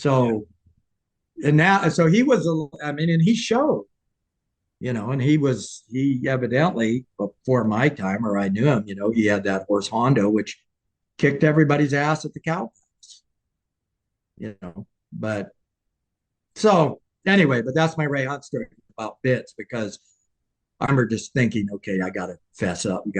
Don't look at I apologize, Ray. You know, this is, and you know, like I've just affronted the master or something. Well, he could watch your dressage horse go and appreciate it, right? And they sure weren't using the same tack he was using. So the masters always recognize the good. So a couple of things that you brought up there. When you were talking earlier about some of the definitions, someone takes this real complicated deal and you read it and you go, oh, hell, they're talking about a leg yield. That stuff has gotten so bad with me that when I have people send me questions and stuff now, before I even try to answer their question, I respond with, now, when you say this, do you really mean this? Or do you have one of these other 9 definitions? Like let's define the terms to make sure that the question I answer is really the question you asked. Got some picture in their mind. Yeah. Yeah. I will, if it's a bit question, I don't care what you tell me the bit is, send me a picture. Because I have had, like Tom Thumb, I've probably had 20 different incantations of what they think a Tom Thumb is, and they asked me a question about it, and then when they send me the picture, I'm like, that's not a Tom Thumb. That's this. So the names have gotten so convoluted of a lot of this basic stuff that you just can't trust it anymore. Yeah. And so anyway, that's one. Yeah, the DVD you sent me of your bit thing. I know you changed the title. You called it Mhm. a little bit of knowledge, It and was more than a bit of knowledge. Yeah, it was the more, original. and I loaned it. I watched it, loaned it. So that was a lot of information, Well, and thank you. and really well researched. And then your jokes. I just picture you're tied to the post and foaming at the mouth and all this stuff. It's just was funny. But I don't know. Was that successful? Was It hasn't been commercially successful. It's been no. very Okay. well reviewed and all of that. We've actually got it in about 25 different U.S. universities in the equine sciences and studies program as part of their teaching resources. But as far as selling copies, I have not. I don't know whether it's too long or too expensive or exactly what it is, but it has not. I haven't broken even on it. I'm about Well, halfway to well, breaking even. well, even then you got people that argue with it. So, Well, right. I don't get many. I mean, I think the way we present it is pretty hard to argue with. You have to be off of the rational, logical train if you're gonna Well, and argue with it. also, like But you say, I've had that discussion about the Tom Thumb because that is like it's a catch-all phrase for a bunch of yeah, different bits that are not what they first called the Tom Thumb, from what yeah, I understand. You a could probably Tom tell. Thumb is a very specific design with certain criteria, and if it doesn't fit those criteria, it's not a Tom Thumb anymore. Now it's some other, But see, version you could or get whatever. accused of being too dogmatic. And Well, this is what you mentioned dogma earlier, and that's a criticism if you're too, like I get from too book learned. But the thing is, there are certain definitions that we need to stick by. Otherwise, mhm, nobody knows what we're talking about. And it's yeah, whatever you feel. Or you say, I mean, picking, canter departs or lead changes. And I mean, how many different descriptions people have of this? And some of them are just absolutely wacky. Well, here's what I do. Well, isn't there a here's a here's what it is or something? yeah. I mean, they Horses think got if you say there, I mean, believe it or not, there are actually rules to riding that there are a few that we should follow. And I think it's been well established, but people even then like, well, not necessarily. And I know it all depends, but that's more about each individual horse. Like you can't say do this exactly and you get that. So, but but there's I mean, I'll give you my speech about this. It's class. There are four natural aids: the voice, the seat, which is weight, seat weight, hands, and legs. Did I say five? Well, seat weight is seat slash weight. balance. Yes, That's just like universal. That those this is I sort of people think it's like this is unenlightened horsemanship, but if you say that these are what's available to us when we're working with the horse. We only have so many things. In the beginning, voice might disappear later, but voice, hands, seat, and legs. where That's a does part of soul our. where It's does what's soul connection come in on that list, Jim? the soul connection. Yeah, Well, okay. It now I want later when we come up with the inspirations and are in the middle of the night. I mean, the emotional responses we get from when all this works, those are real things, but you get that afterwards. That's you can't start there. You can't start with I've got this mental connection. Now it's all going to work because you're untrained. There's actually like there's actually ways to use your hands to use the reins and put a bit in a horse's mouth and understand why it's in there. But use of the legs, use of the seat, and these things these things have been like the leg yield.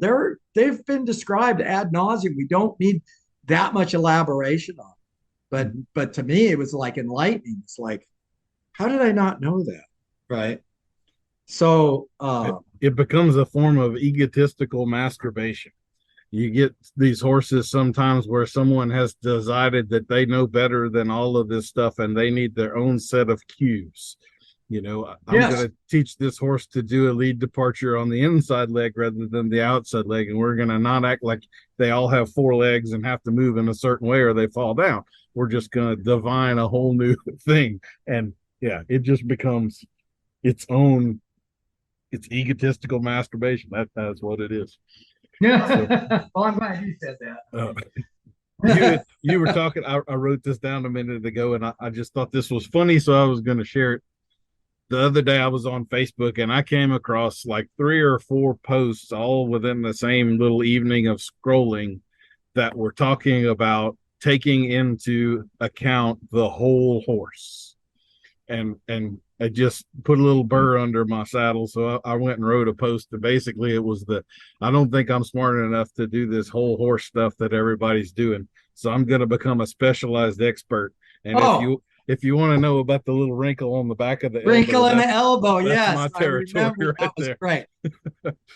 I was right there with that. Yeah, I think I made a comment on that. As if everyone training horses has completely not noticed that they have personalities and fears and strengths and weaknesses and never thought that maybe we should take all of those things into account while we're trying to get the most out of this animal. It's just so absurd.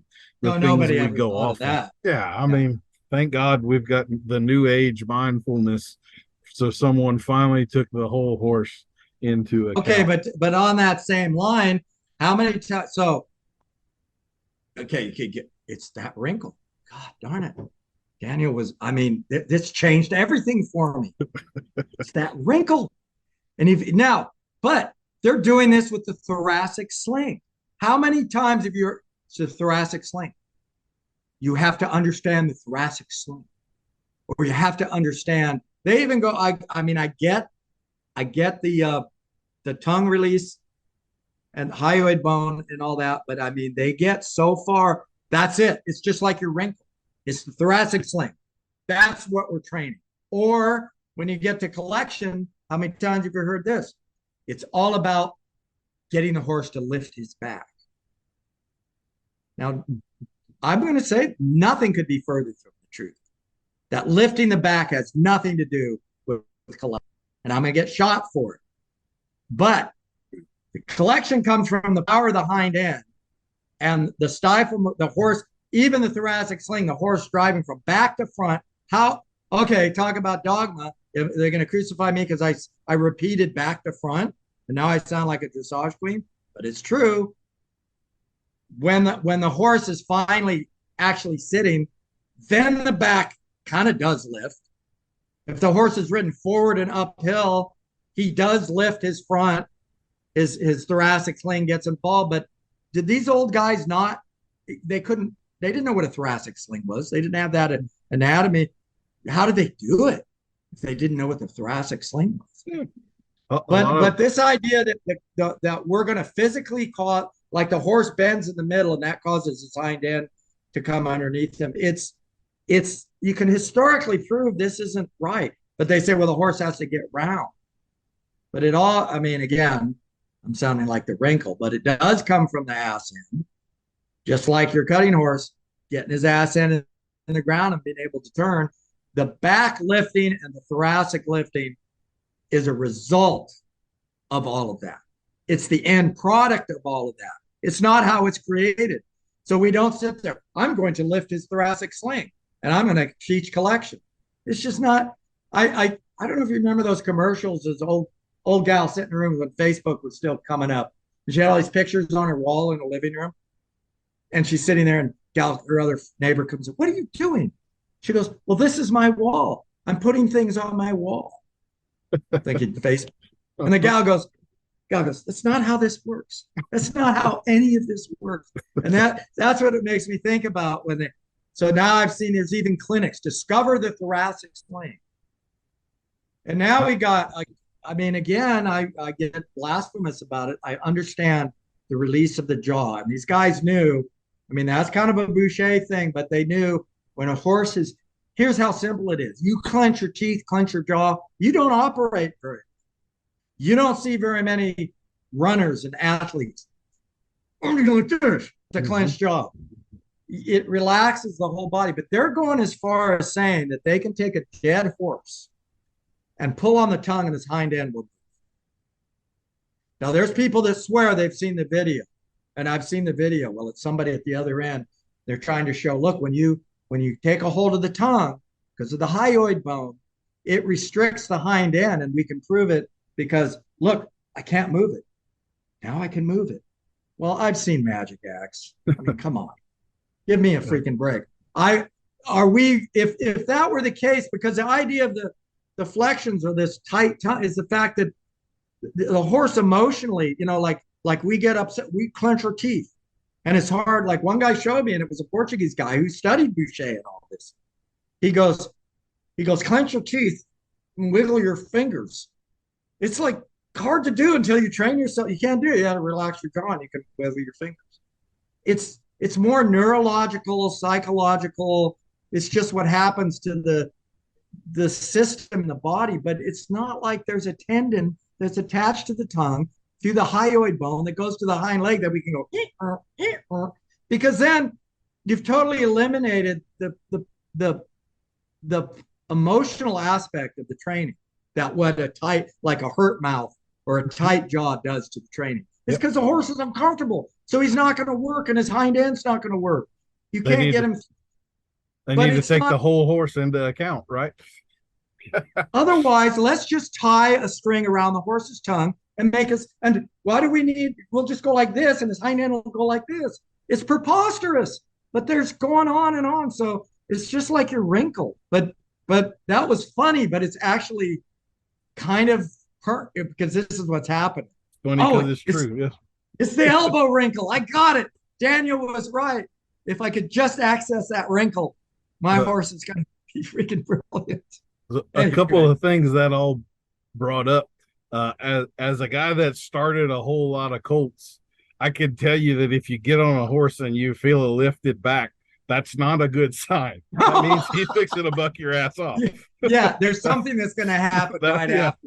Yes. You will learn the thing that happens before what happens, right? Yes. It's one of the last thing you want. Yeah. Yeah. One of the other things that's always, this is like one of my pet peeves, and I just bang this drum at every chance I get, but the rise of the clinicians has brought up one of the most harmful things I think we've ever added into our groundwork and our warm-ups, and that is the obsessive disengaging of the hindquarters.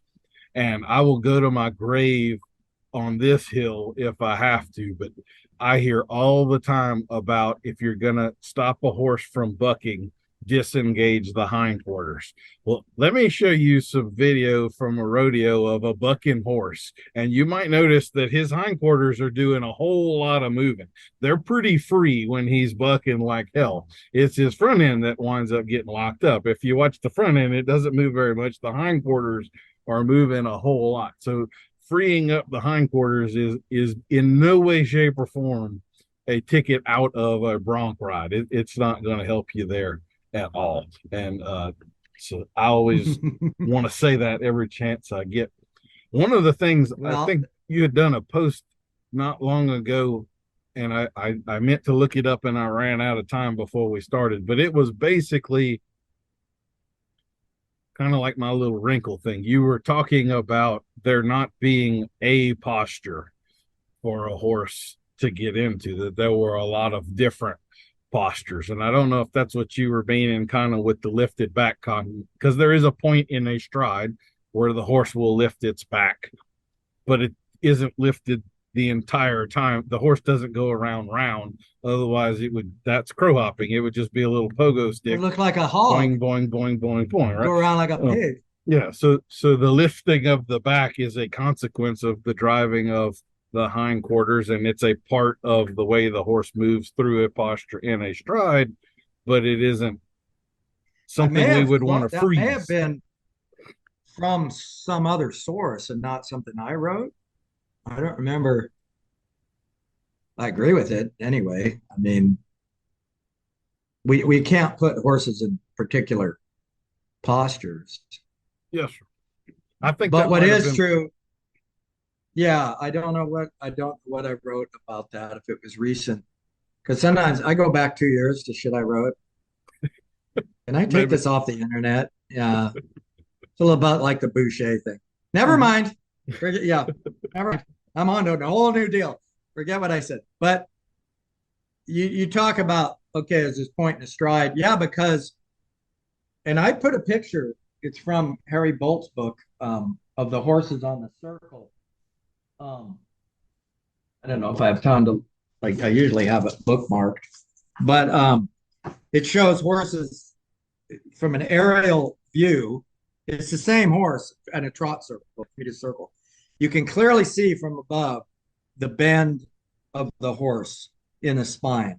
And the point was what you can see. So the horse is at a trot, and there's enough angle that you can see that when the inner, so the inside diagonal, no, it'd be the outside diagonal, but the inner high is coming forward.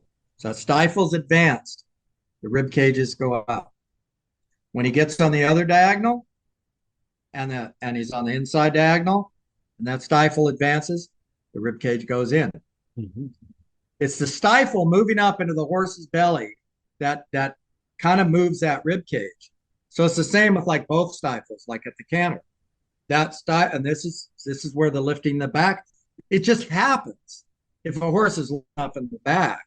It's not very much anyway, but it happens from the hind end. It's yeah, I couldn't find it. There's some great pictures in um, well, for instance, these photos. This is one of those books. I don't know if you can see that. Mhm. So that is what is he doing here? Ronverse, tail to the wall. But Uh-huh. you can see the bend in the horse's spine. You can see the kind of degree of bend, and you can see it in these still photos here. Yeah. So this stuff is invaluable because there's a Vaquero horse guys going, oh, I'm doing basic dressage, and then they say, here's a shoulder in, and you're like, that is not a shoulder in. And why can't we go, look, here's a freaking shoulder in, or this is Ronver's tail in. That's Mhm. what it looks like. And this is what it looks like from, and so quit fucking this up. Oh, here's haunches in. Uh-huh. Right. We And also have a tendency to act like the traverse. horse has consistent flexion through his spine from his pole to his butt, and he doesn't. There's way more Yeah. movement in the neck. In the thoracic area, it bends but very little, and in the lumbar area, even less. And of course, the I, sacral vertebrae are fused, and there's no bend there whatsoever. So, exact. And that's what these photos really show. mhm. If I could find them. Oh, here it is. The circle one is great. You can't see it probably through the thing, but if you can draw a line through, and it's a buckskin or a dun or something, there's a line, Uh-huh. and you can see through the line so clearly. So, and you can kind of see by the shadow. This is the same horse, by the way. One person went, how'd they ever get all those horses to go around so evenly? It's a composite photo, Uh-huh. but you can clearly see, if you can see close enough, that when that inside hind, the rib cage is out, but then it straightens out as he gets on the other diagonal. And there's moments where from the tail to right behind the rider's butt is really straight. So Mhm. this idea of a rigid line, but the books, you know, they did they some of it's in translation, but I don't think they actually meant Yeah. that there was an even bend. I think they just say you need a bend, and for all practical purposes, it feels even. So it's sort of one of those things. But if you really break it down, but what happens is people take that and they've written this line. Some of the books do that, and there's some of the even cowboy dressage stuff. They show this is what, and they show this arced line, and I just want to go, it's not real. It's not what the.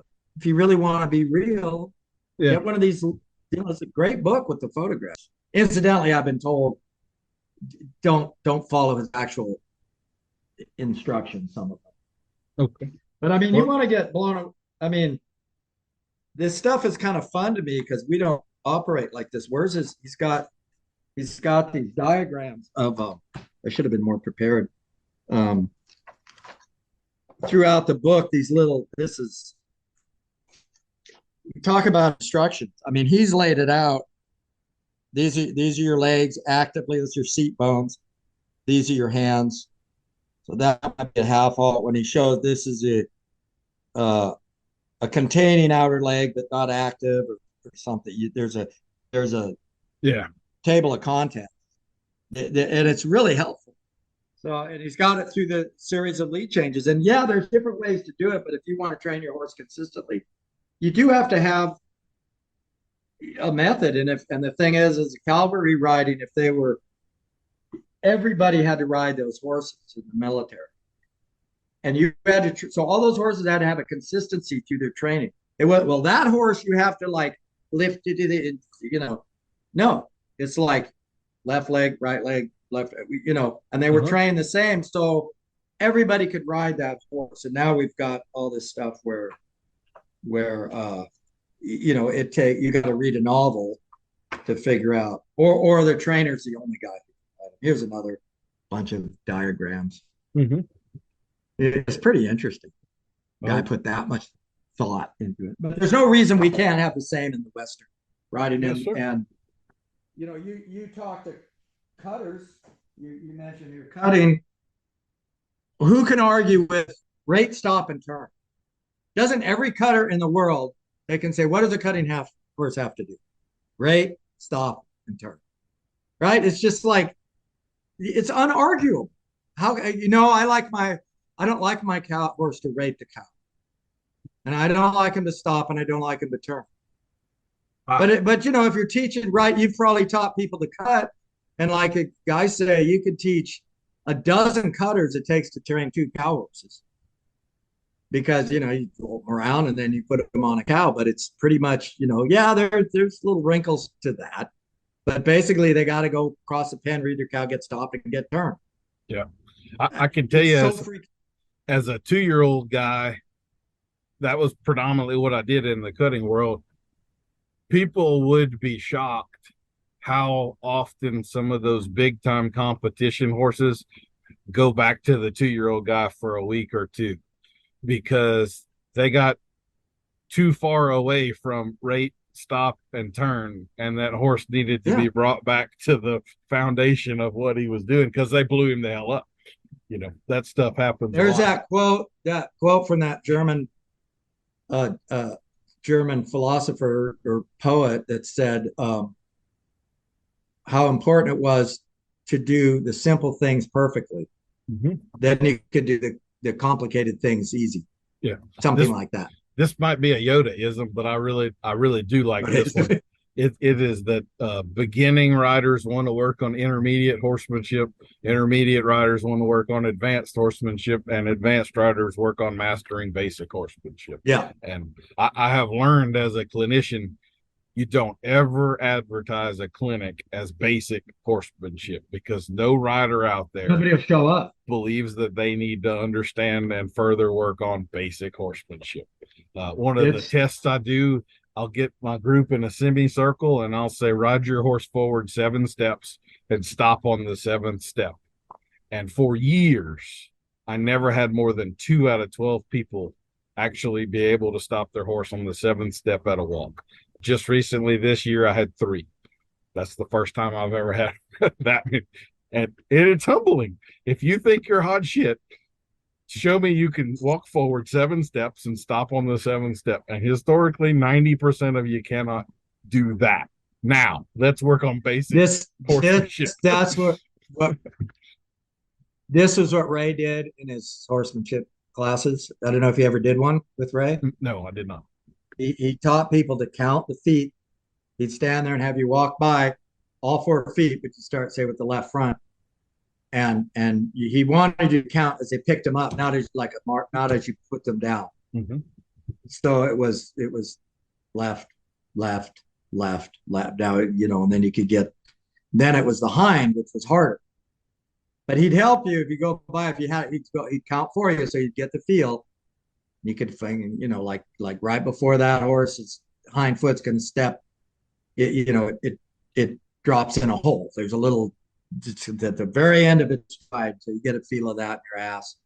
And the idea was you knew where your horse's feet were, but he did the exercise. Walk ahead 5 steps, stop the 5th. And what that did was give people a lot of feel because, it's 1, 2, 3, but it's like, get ready. You got to slow the 4th one down so you can stop the 5th one.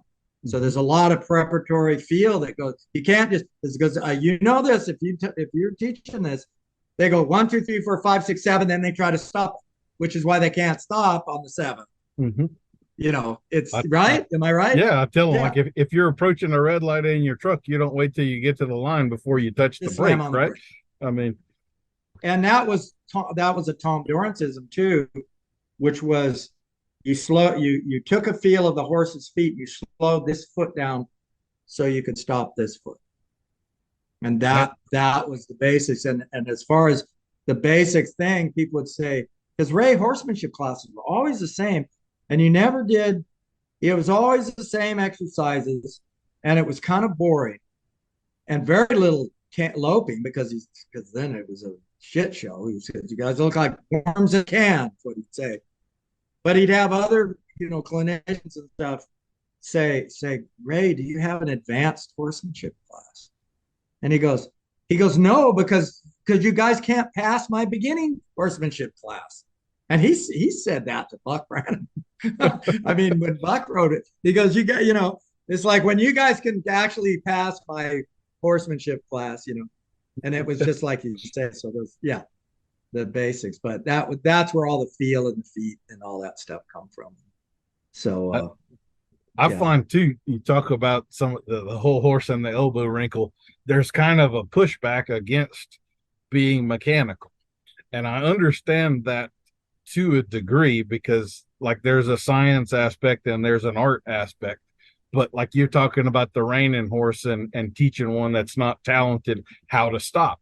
If you can't feel the feet, there's only one spot in the sequence of movements of the feet where that horse can actually stop correctly. And if you don't know where that spot is and you can't time with it, you're fixing to teach him to bounce off the ground like a rock skipping across a lake.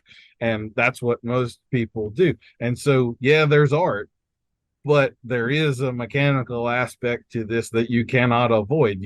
If you don't know that a lead departure begins with the outside hind, you can't feel the outside hind and you can't set it up. Your lead departures, at best, you're going to be lucky once in a while, and at worst, you're going to really screw a horse up. Hey, you got a 50-50. It's a 50-50 chance, right? Yep, absolutely. Oh, one of the things you can always say your counter, Kevin. One of the things that brought up to mind too, I've seen this a bunch, where I'll get a customer to come to a clinic and they've ridden with another clinician a bunch of times. And that clinician may have only said one phrase to them during the clinic. And they took that home and they worked on it for the next 2 years. And then they show up at the next one and they really, really overdid something. And I'm like, yeah, he said that to you, but he just meant for the next 5 minutes that you needed to improve this a little bit.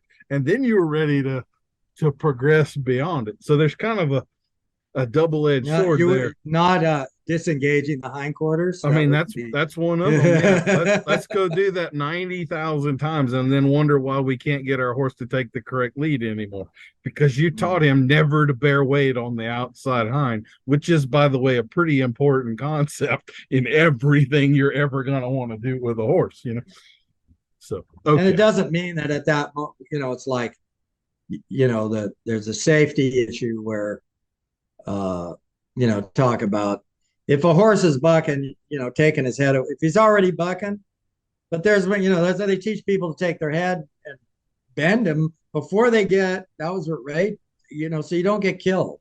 Mm-hmm. Like you got half a chance of shutting this thing down before it turns into something. Yep. If you can feel it. Yeah. But you didn't Ray on his older horses, I never once saw him do a hind end disengagement. Mm-hmm. And they say Tom never did it. Yeah. What you're trying to do is get the horse to relax his back. But if his back is tight and you kick him in the flank, odds are relaxation is not the result, right? So anyway. There's no catch-all. It's the wrinkle. I'm telling There you go. You Well, gotta let's get that. two other topics I definitely wanted to get into with you. I guess the first one, let's just say mules. You train mules exclusively there for a pretty good while. For a while, yeah. What's kind of your take? Is there a difference? If so, what is the difference? I really like Ray or Tom. I don't know which gets credited with this, but the saying of they're just like a horse, only more so. I like that a lot. I think that pretty much applies, but I haven't ridden tons and tons of mules. So, what's your thoughts? Well, I know this that maybe if they're just like a horse and more so, if they have a brace in them, if they brace their neck, if they brace any part of them, you you could take a hold of a horse and maybe get that brace out. And the mule's like the master brace. So if he has a mind to stiffen up and not let you bend his neck, for instance, or give his jaw or anything, you're sort of screwed. They are, but again, it's breeding because some of the mules had a thoroughbred mule, a thoroughbred mare that was completely bendable and nice and raised well. But you get those more stocky mules, and I mean, I'm not talking mentally what they're like. I'm just talking about their ability to stiffen and just go no is pretty strong, you know. Mm-hmm. And if you and you can't go at it head on. It's like, yeah, good luck with that. Mm-hmm. Right? I mean, yeah. So you got to take this circuitous route to get them to soften or do something, and so they can be difficult that way. Yeah, they're. I'm not as interested in riding them anymore, but I made some good ones, Mm-hmm. and a lot of times the people say, I'm looking for a trail horse. I need this horse that can go. I go ride some really hairy places, and I need this horse that's not going to put a foot wrong, and he's going to take care of me, and I don't have to worry about it. What they're talking about is a mule. They're too proud to ride a mule. You've heard that. Anybody ride a mule too cheap to buy a horse and too proud to ride a cow. I've never heard that. That's pretty Yeah. good. Yeah. But the truth is, a lot, I mean, the mules have such that quality that what they're talking about is they need to be riding a mule in the mountains. And all of those issues are taken care of because when they're good, they're flawlessly good. When they're bad, they're flawlessly bad. I mean, you know what I mean? It's like I have to say, I have a distinct memory. We have a lot of hog hunting around here, and that tends to be you're chasing hogs with dogs and get in some pretty rough country and real thick woods and stuff like that. And that we had a customer that was an avowed mule man, and he wanted mules for his hogs and all. And I probably broke a half a dozen of them for him. But I could distinctly remember one, and that whole deal about them being sure-footed with that one, that was the hell out of the window. This thing would fall down with you in a heart. Yeah. I mean, she was as uncoordinated, so Yeah. there's always those exceptions out there, right? They're all over the map, but I had one that was just this leggy, beautiful mule. He was in the bridle, and he worked a cow, and he was great. He topped the sale at Red Bluff when I took two mules to the Red Bluff Bull and Gelding sale. I don't know if you ever heard of that. It's big time in California. It's ancient, it's iconic sale. They opened it up to mules back in the 80s. And I took these two mules, and you got to demonstrate ahead of time. And that was another Ray Hunt story because there was a prop. For some reason, maybe Ray was doing clinic nearby. He showed up at the sale, and I had to do it. You got to preview your horse, work a cow, rope it, whatever you get. So the mule was pretty good at cow work, so I worked a mule. That mule freaking got a standing ovation. Ray was like, it was the biggest compliment. I can't remember what he said, but he goes, that's a damn good mule, basically. Mhm. So they can be phenomenal, but like you say, there's no set like sure-footed. No, they fall down just like any. But when But you do get a good one, they will be they remember shit, smart stuff. But they did come from a horse. They come from a mare, so it's pretty important. The what kind mare. of I don't mare you think the have? donkey. Yeah, I don't think the donkey's near as important as the mare. And I'm not a mule expert, but that was my. And I broke some kind of feral ones. I got funny stories about that. I took them to a sale. One of them half killed me, but a Mexican kid fell, a little black mule. She was almost like Paso Fino-ish. Hmm. Had his head come up like this. And if you just went in a straight line in a circle, she was okay. But so I sold that one to him and I took to Mule Day sale. And this mule was treacherous. And I mean, you couldn't really cheek it up to get on because it wouldn't let you bend its neck. Somehow I got it through maybe some evil ways. I don't know. I got it broke to ride, but it was going to be a pack. I got it gentle enough to anyway. Hmm. But you go reach up, put your foot in that stirrup, that thing, Yeah. and you're like, oh shit. Well, anyway, so I'm out on the track and people are watching it because they know they're looking to buy it. And I had to tell people, would he be good for my kids? No, do not buy this. How well do you Anyway, so like your kids? the mule grabbed his ass and ran off on the track. But back in those days, and I was a little braver rider, but I just let him go because they don't go very far. So then that come from my sort of Ray Hunt thing of breaking colts. Mhm. So off he went. Instead of getting a tug of war with him, I just let him go. And so he takes off, but he kind of had a kind of a pretty way of going. So he's loping around there, and they're like, God darn, look how good Jim's got that mule going. The sucker was absolutely running off. If I picked up the reins, I had nothing. They But you just just sit there like, he's pretty nice. Anyway, loping around on the slack rein. Yeah. and then somebody, yeah. So, yeah, loping around on slack rein. Yeah, so, My sort of take on them is that I like them fine. They just take a lot more time. Like I could make 5 horses in the time it's going to take me to make one mule, and I'm not yeah, sure what I get in exchange for all that extra. I'd rather have the 4 other horses. So I just, and up in the mountains, I rode a mule and packed horses. But I had some good mules. So I've had the good ones. I've had, and boy, when it comes to driving, I worked for a guy named George Chamberlain who had, he taught 8-ups and movies hired him to put these teams together.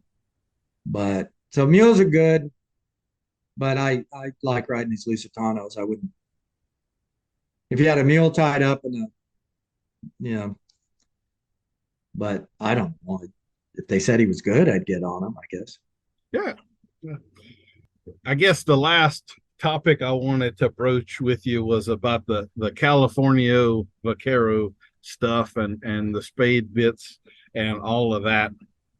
I have I won't say I've got a bone to pick with the group. I think it's kind of like everything else. About 5% of the people that are claiming to be it are actually pretty good at it, and maybe 95% are blowing some hot air. I don't know that I have found many groups that have as much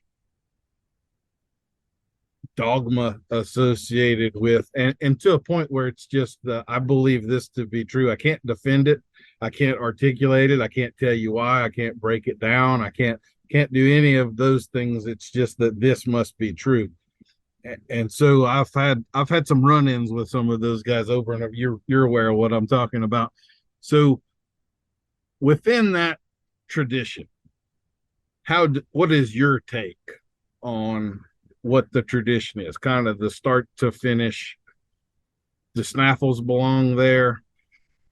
Well, does does it take 10 years? What do you think? no, I think it was like I said when I was riding horses, late 70s in California. That was the equipment you used. Everything was in Rommel reins. It was no big deal. What we called bridle horses were just working horses. They packed a bridle. We didn't pretend they were, oh, I'm writing it. We didn't like suddenly our voice lower 2 octaves and when we said bridle horse, right? And we didn't genuflect when we just, and for one thing, one of the requirements were they better stop and turn around and work a cow. Yes. That's kind of agreed on that they got to be your kind of ranch horse, but there was no magical element to it. It was kind of neat, cool that when you read the history, they come out of California and supposedly nobody else had the spade bits and the art that went into the spade and it's pretty equipment. We like the headstalls and the silver and the gear, and it's really cool. And a horse packs well and looks cool, but there was no like it was just horse training. There was, Yeah. and it's what's interesting about it. It's California. That's true. Come out of the California, the mission era, but mostly what we know. For instance, there's Arnold Rojas, but I don't know why we give it such glorification because the way they started, I don't think we could stomach the way they started horses, for one thing. Yeah. And there's pictures there in Ernie Morris's book. I think I mentioned that of laying a horse down and beating him on the neck with the stick to tender up his neck so he'd really respond to that neck. Yeah.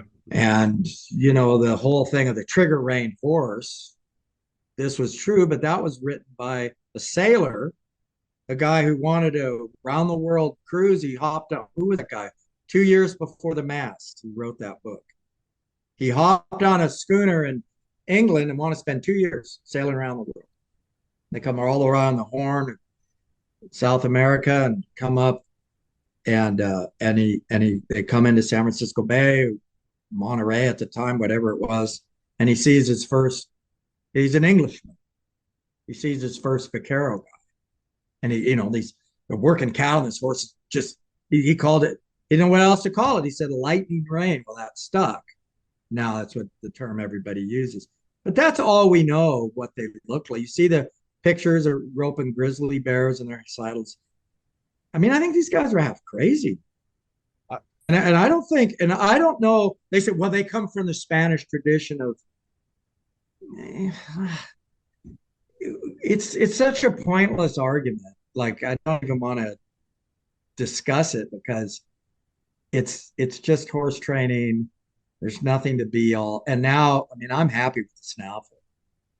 But I've done the whole thing. I've done the hackamore. I've just for an experiment, and I've trained several. No snaffle at all. Hackamore, 2-rein, straight up. And I've done it in the snaffle, and it's just you can do it either way. I don't understand the purity thing. So I'm with you.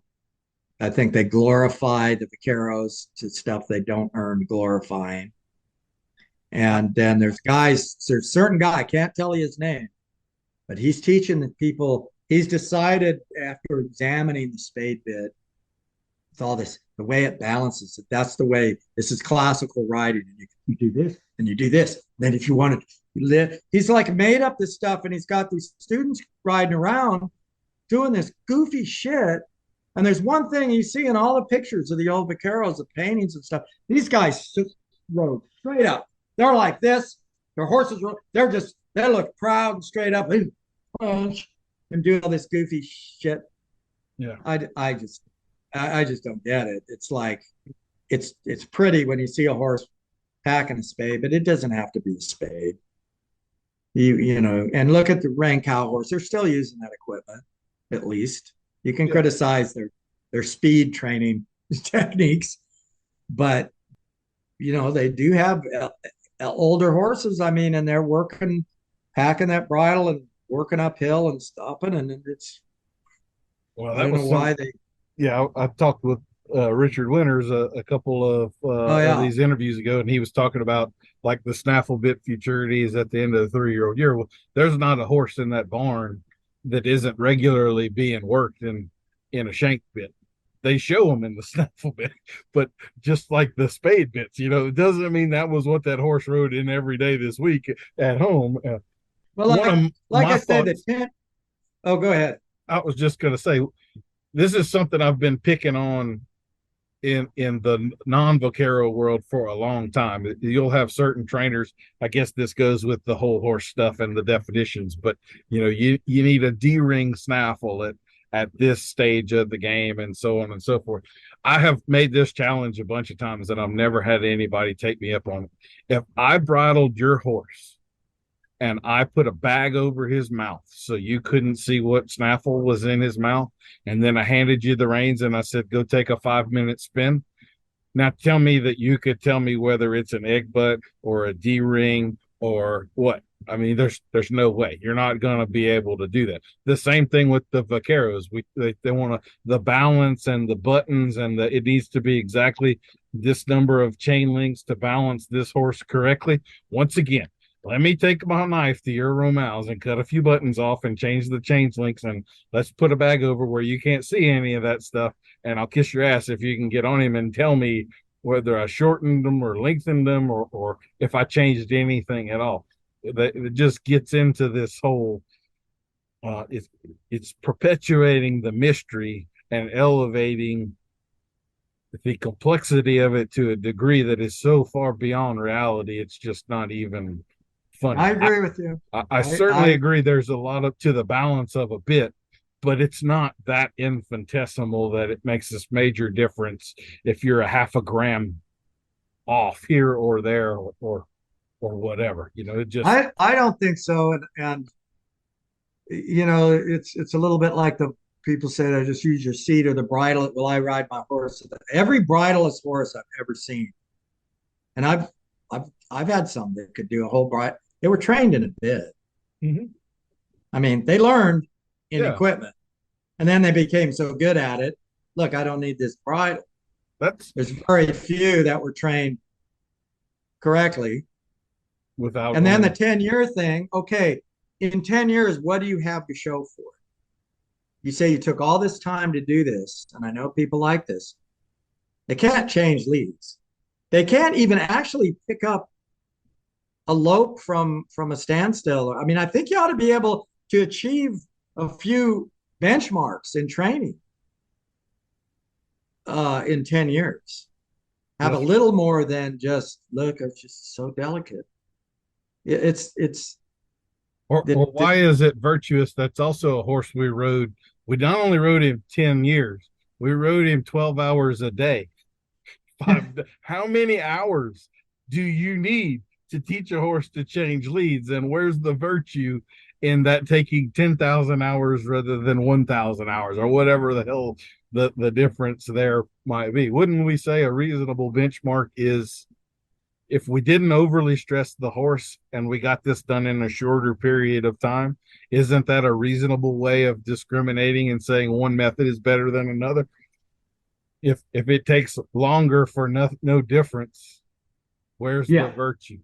And I do want to say here too, I am not against the vaquero tradition or spade bits or hackamores or any of that. I am simply against the bullshit of it.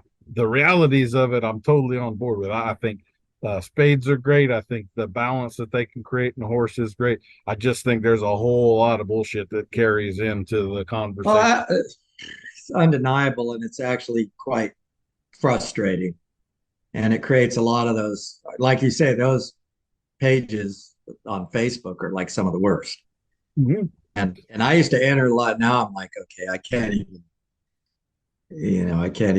go there. But and then when I did, I got blocked, got kicked out because they didn't want to hear it. Yeah. They want to hear, like I said, I'm gonna tell you the truth. But some of the guys so well respected, looked up to the master of it all, and it's like it's embarrassing because his writing is embarrassing to me. But anyway, yeah, I like a good one. I've got my own personal horse, packs a bridle pretty good, and I did the whole spade. Then I decided that she actually worked a lot better in a little San Joaquin mouthpiece. whether that was because I was whatever, but she has a pretty narrow mouth, and that spade would tend to, if at the wrong time, but that little San Joaquin's a little more forgiving. And I don't mind the idea of leverage, and I don't mind the idea of, the signal thing. I mean, it's like, it's as if if you can't have work your horse with the reins slopping in the breeze, you're not doing it right. So how do you, when you're teaching this young horse, do you ever pick up your reins? I mean, Well, so that's one of those things, like, I think you were talking earlier about the similarities and appreciation of the working equitation horses that the California guys appreciate. Well, one of the major differences is that those horses are generally ridden bridled up, that there's rein contact or pretty darn close to it. Yeah. But in the California deal, just like you're saying, you're supposed to have this 9 feet of slack between you and the horse. And if you can pull it off, I'll tip my hat to you. Yeah. I completely agree with what you were saying earlier about the bridle of this horse. Like that's pretty much my perspective on teaching people about bits, is go about it in a functional way that makes logical sense and graduate your horse through bits successfully rather than failing your way through them. I do bridleless horse demonstrations too, and I do it exactly like you're saying. I graduate that horse up through to a point where he no longer needs the bit. He respects my seat enough that that's my holding him back point. Well, he's also trained. Yeah, and it didn't take 10 years most of the time. But go figure, you actually have to train them, And I'll just, while I'm bashing on this too, I think a hell of a lot of horses don't like a cricket. I think there's a lot of horses that are annoyed shitless by that thing, and they're worrying themselves with it rather than working the jaw and all. I do a lot of reading body language and breaking stuff down, and I think that almost becomes like an oral fixation. Sort of. You're like, not the only one in that excessive. Yeah. Like it's not good. It's anxiety. Yeah. The little bit, it's kind of cool to hear, like they'll swallow. So that cricket will go clink, clink, whether they like it or not. But the copper in there that might, but those horses that is not music. And I agree with you. If they go. Yeah. And I got one Lusitano these that way. Talk about losing your what do you mouth seal? The mouth seal. And he gets some foam going, and but it's anxiety. It's not good.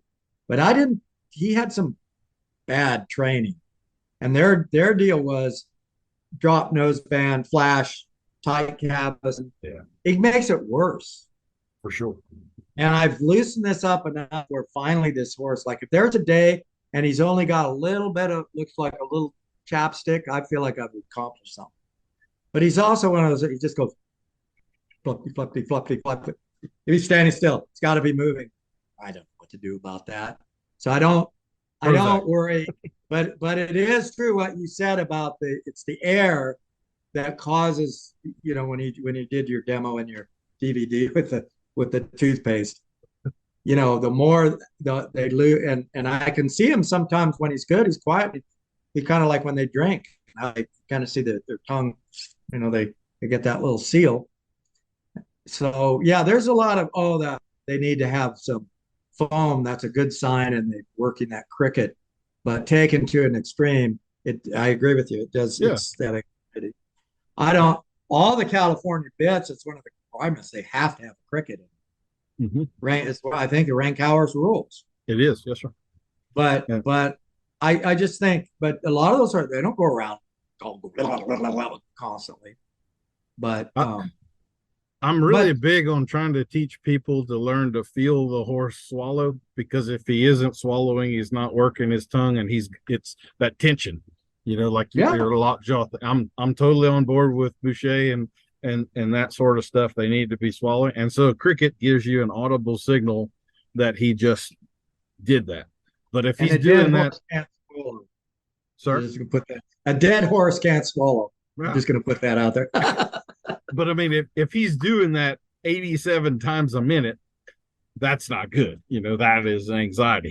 He's bothered by something No, in if he there. was a So human, he'd be a yeah. smoker. He'd be tapping his foot in the ground and chain smoking. So and I kind of wonder. I've seen some horses that had audio triggers. Like I'm a big deal on. I don't know if you're using rawhide lariats, but starting colts, I've seen a lot of colts that would have no problem with me swinging a rope above my head. But if I feed slack into it real quick, where it does that little zzz sound that it makes, that sound would bother them. Oh yeah. So they might. It wasn't Hondo. the Your Hondo, you mean? yeah. So Oh it's, yeah. it's not the movement that they didn't have a problem with the movement. They had a problem with the sound. And so I think the cricket can kind of be that way too. If it wasn't making noise, they might not be rolling it enough, but they're sitting there trying to figure out what the hell is this thing that keeps making this sound, and it just becomes like a little kid. You gave him bubble gum, and 10 minutes later you're telling him to stop popping bubbles. It became the annoying thing that causes all of the other stuff. Well, there's occur. one more thing along the subject of misinformation and stuff is that we're trying. The thing about the bridle horse, we see these horses, you know, with that classic look.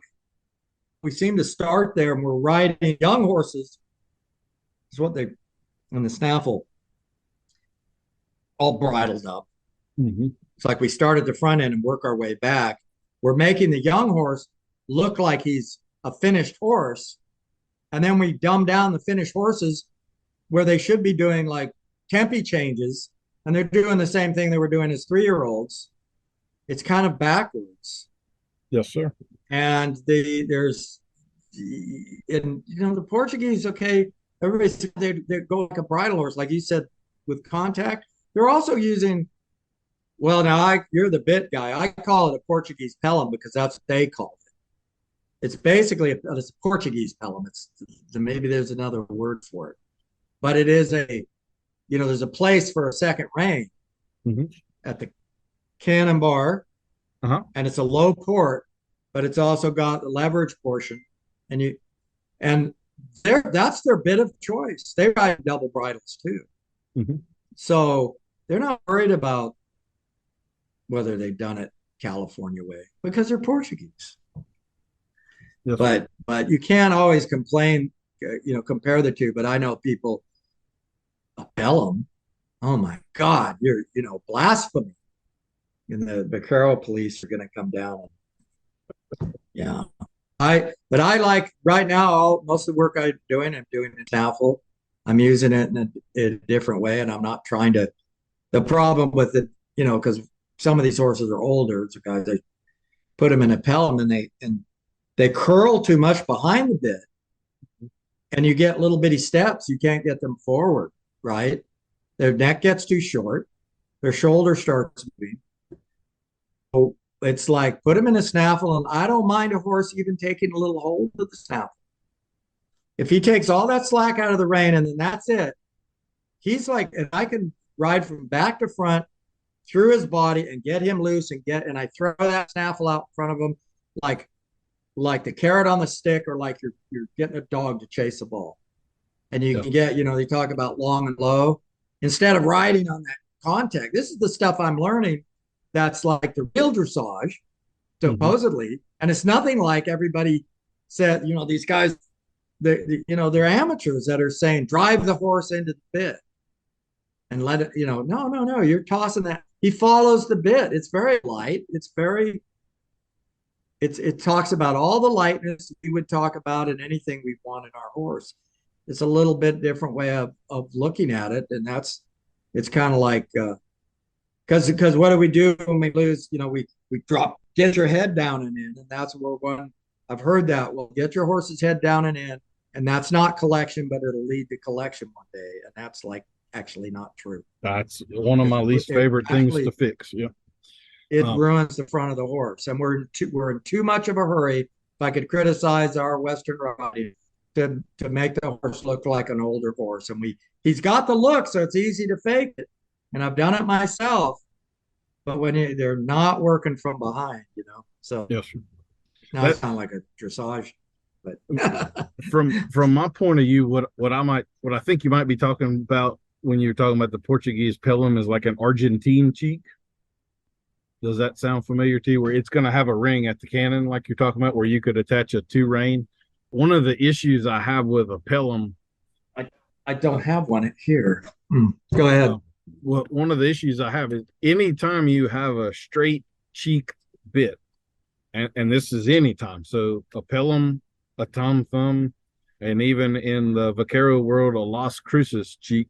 Anytime you have a perfectly straight cheek, if that horse is trained enough to respond to the bit, that bit will balance on the vertical. And so if the horse is honoring the bit, they're going to come to the vertical, which is all well and good until you handle the horse. And as soon as you have to take the slack out of the reins and handle the horse, once again, if he honors the bit, he's behind the vertical and into that over postured area that you're talking about. I think the straight cheek bits are very, very difficult to ride a horse in and get a correct posture. When you get a little more of like, I'm going to use the word just because most people understand it, but like a grazing bit that has some sweep to the shank, that will balance where the horse will be nose in front of the vertical a little bit. And then if you need to collect him up and take the slack of the reins, you might bring him to the vertical, but he won't automatically come behind it, if that makes sense. Like I Yeah. view the Las Cruces as a parade bit. And this is one of those areas I've butted heads with some of the Vaquero guys, but I know. Yeah, I know. oh, Well, and again, I don't understand all the physics like you do in an engineering sense, but I just watch the horse. I mean, the training should go, and if they're comfortable in that bit, they've maybe they're overcoming the physics of it, or the bit's not in their way. mhm. But at the same time, there's definite like I was experimenting with. I should be riding this horse in a double bridle, but I want to show the working equitation as an American rider, and we don't have in working equitation all over in Europe. You ride in the attire and equipment of your country. Okay, so that's Okay. clear with the Portuguese. And in France, there's a lot of dressage saddles or jumping saddles they do it in. What is the national attire of riding in America? That's uniquely ours. Yeah, yes, I agree. The only thing that you could think of is Western, because otherwise it's English, Mhm. but we don't really have one. So, but I'm trying. They say if we ever put together a team, an international team, we're going to we have to solve that problem, and everybody's got to show up in the same equipment. And I'm trying to keep it Western, but I found there's another heaven forbid. I moved out of my Wade saddles into I've got an old association tree saddle that it's as close to the because my dressage saddle is pretty nice, but not like Patrick King. This doesn't, because I know him. He went dressage, but he does a good job, and he has no problem with the clothes and the saddle and the equipment. And I still got a little hang up. Uh, I, But it can't show on my Western saddle and my chaps and blanket and my wild drag and the cowboy hat with the double bridle. They won't accept it. There's not actually a rule. So I'm conflicted right now, because these horses would actually go bad. I've experimented with the double bridle because anyway. But that little port, so they ride the two. I've ridden double bridle at the source with the Portuguese bit. Let's just call it a Portuguese bit. But he gets, those horses are so easy to get behind the vertical. mhm. And my score, and then I thought I was being collected. And it was like, he's got this great walk. And when I did the dressage test of the walk, I got a 5 or a 6. Look, and then when I walked and left the arena, and there was another dressage judge that going there. That's your 8. Where was that walk? And it's because he was out and free Let in go. front of him. Yes. Nose out, and Yeah. I learned a big, because I thought, boy, look at Mr. Portuguese here, and he's just behind, and his little hind legs are taking these itty bitty steps. They're not working. So, yeah. Anyway, so bits are important. Yeah, I think that's one of those things.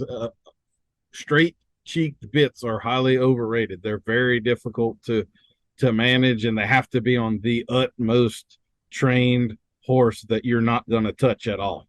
Like Las Cruces too. Generally, that shank is, it's the same 5 inches, or what is it? I mean, it'll depend. That's one of most of those California bits have the same size. From the cannonbar to the rein attachment is about 5 inches, aren't they? Most of them. It'll depend. I've measured a bunch of them. A Las Cruces, for whatever reason, does tend to be longer most of the time, where like a Santa Barbara will tend to be a little shorter. That's not always true. You can find overlap through them, but that changes the leverage ratio. And I know that's a dirty word in that world, but the leverage ratio, whether you're actually enacting the curb chain or not, the leverage plays into the quickness of the bit and the balance of it. They are still levers. I mean, it's absolutely, it's part of what I think is harmful within that group is when we make leverage a dirty denial word, we don't study what leverage means. And when we don't understand that bit has leverage and it's still subject to the laws of physics, then okay. So you see that? That's the Portuguese. That's the Portuguese. So that's pretty similar to Argentine cheek. It's a little more shorter, an English version of it, I guess, but the similar characteristics. Here's another one with really short. I don't know. So that's more like the Pessoa cheek, where you've got multiple ring attachments to decide exactly where your rein is and how much leverage. Well, you'd have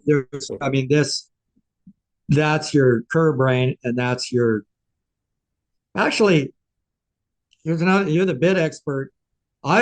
Technically, if it's straight bar with no leverage, it's a snaffle, right? Is that old argument?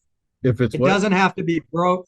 It could be straight bar with no leverage, it's snaffle. You can call. Oh, absolutely. Yeah. Snaffle is designed by the cheek, not by the mouthpiece. So it could have a port, it could have all kind of stuff and still be a snaffle. So I still refer to, I'm using 2 reins because I call that, I don't know what else to call it, cannonbar, but it's the curb. But I've got a rein. There's no curb action at that point. I use, and that's my shorter rein. Yes, you can't cause any rotation of the mouthpiece there, so that means there's no leverage. So it is essentially a snaffle rein. That's what I'm after. But invariably, because it's so hard to loosen up. Anyway, I found that horses, sometimes I've used a straight bar bit, but like I say, I was just the opposite for so long. I trained a Lipizan once, and I think I ruined him because he never got his nose, because I went down and in right from the beginning. And he would never really, he was very well trained, very well soft, pick up the bit. Wouldn't go forward. And I mean, right? Yeah. He's too well trained. He won't go into the bit at all. So you ruin his, and these guys told me, one guy is Portuguese, he had a little trouble with English. So he said, roundness kills the movement. And that was hard for me to grasp, but it was just his translation. He didn't mean, because roundness is a good thing, and when we think of, but he was talking about that neck. When they're like this, now that's interesting because if you criticize the Portuguese, God, they're often like way over tucked. And you've seen that. Now that's the Spanish, the Doma Vaquero. They tie the reins to the bit, do the Garocha pole. Their hands are free. But that horse is like his chin's on his chest. Yes. So I don't think I want that anyway. That's pretty interesting stuff. I mean, but people go, I rode one of those Lusitanos, and the gal, she was from the Vaquero clinic guy. She goes, God, why don't you have him in Hackamore? He'd be a great Hackamore horse. And I went, well, because I don't want to. And I tried him in a Hackamore, and he was the shits. And it just meant nothing to him. And it was a horrible field. And I don't need to prove I've got a good Hackamore horse at home. So I know what one is. This one is not going to be one. You know, some horses have, we used to call it nose. Guys I work and said, oh, that horse got a lot of nose. And other horses put the Hackamore on, they go like this. You know, there's a lot to this shit. Yes, sir. And there's not ever one answer, right? Horses get to be individuals, and maybe this wasn't a good Hackamore horse, but he will be a good bridle horse, and maybe he was a great Hackamore horse, and he'll need the San Joaquin. He will not take the spade. We don't know until we get there, right? It just depends. So and all the good bridle horse, man, I knew had a ton of different bits. Mm-hmm. And there's a lot of different spades. And I really find like there's a big movement right now in bit fitting, and a lot of that is in the snaffle bits with the English horses. And I find it to be just the opposite. I can get almost any horse to go in almost any snaffle. Where they really become individuals and picky is when we get to the curb bits and those different mouthpieces. And that's where your horse is really going to tend to be more of an individual. But with the snaffles, I mean, they get into the 1 millimeter this and 1 millimeter that. I've never found a horse that really cared. It's when you get to those curb bit mouthpieces and all that horse is going to really decide he's different than the rest, you know. My experience anyway. But look, we've talked a good long time. I don't want to keep you too late, and my wife is giving me the flagging signal over my computer. But I really do appreciate you coming on and having a chat with me. I've enjoyed this tremendously. I'll give you the last word. Is there anything else you'd like to say and leave the audience with before we go? What's your Yoda-ism for the day? I don't have Yoda-ism. I just ride well. Learn to ride well. And there was an expression one of the old dead guys put is good riding is enough. Because you can't train a horse through bad riding. And so just figure out what good riding is, and don't listen to when it's out of whack. And so good riding is hard enough too. That's enough of a challenge, isn't it? You see it seldom enough that apparently it is difficult. It doesn't require the fads and the perversions to try to retake ground. If you'll just get as good as they were, you will have done way more than most. I think we almost act like it has to be better. And good Lord, if you're just as good as what it was, then you will have done way more than most, for sure. Yeah, we're not going to invent anything great. Caprilli invented something new and it stuck, but I don't know how much new we can get. Yes, sir. Anyway, this is kind of fun. I mean, you sit with a beer in a coffee shop and we'd never shut up because we're kind of just fellow nerds. Absolutely. And whether you use any of this or not, I don't care. Oh no, we'll definitely use it. I don't, like I say, when we were having the private conversation for the first 20 minutes, I'll chop that part off, but the rest of it's all good. So. There might be 5 or 10 minutes of something really important I said, but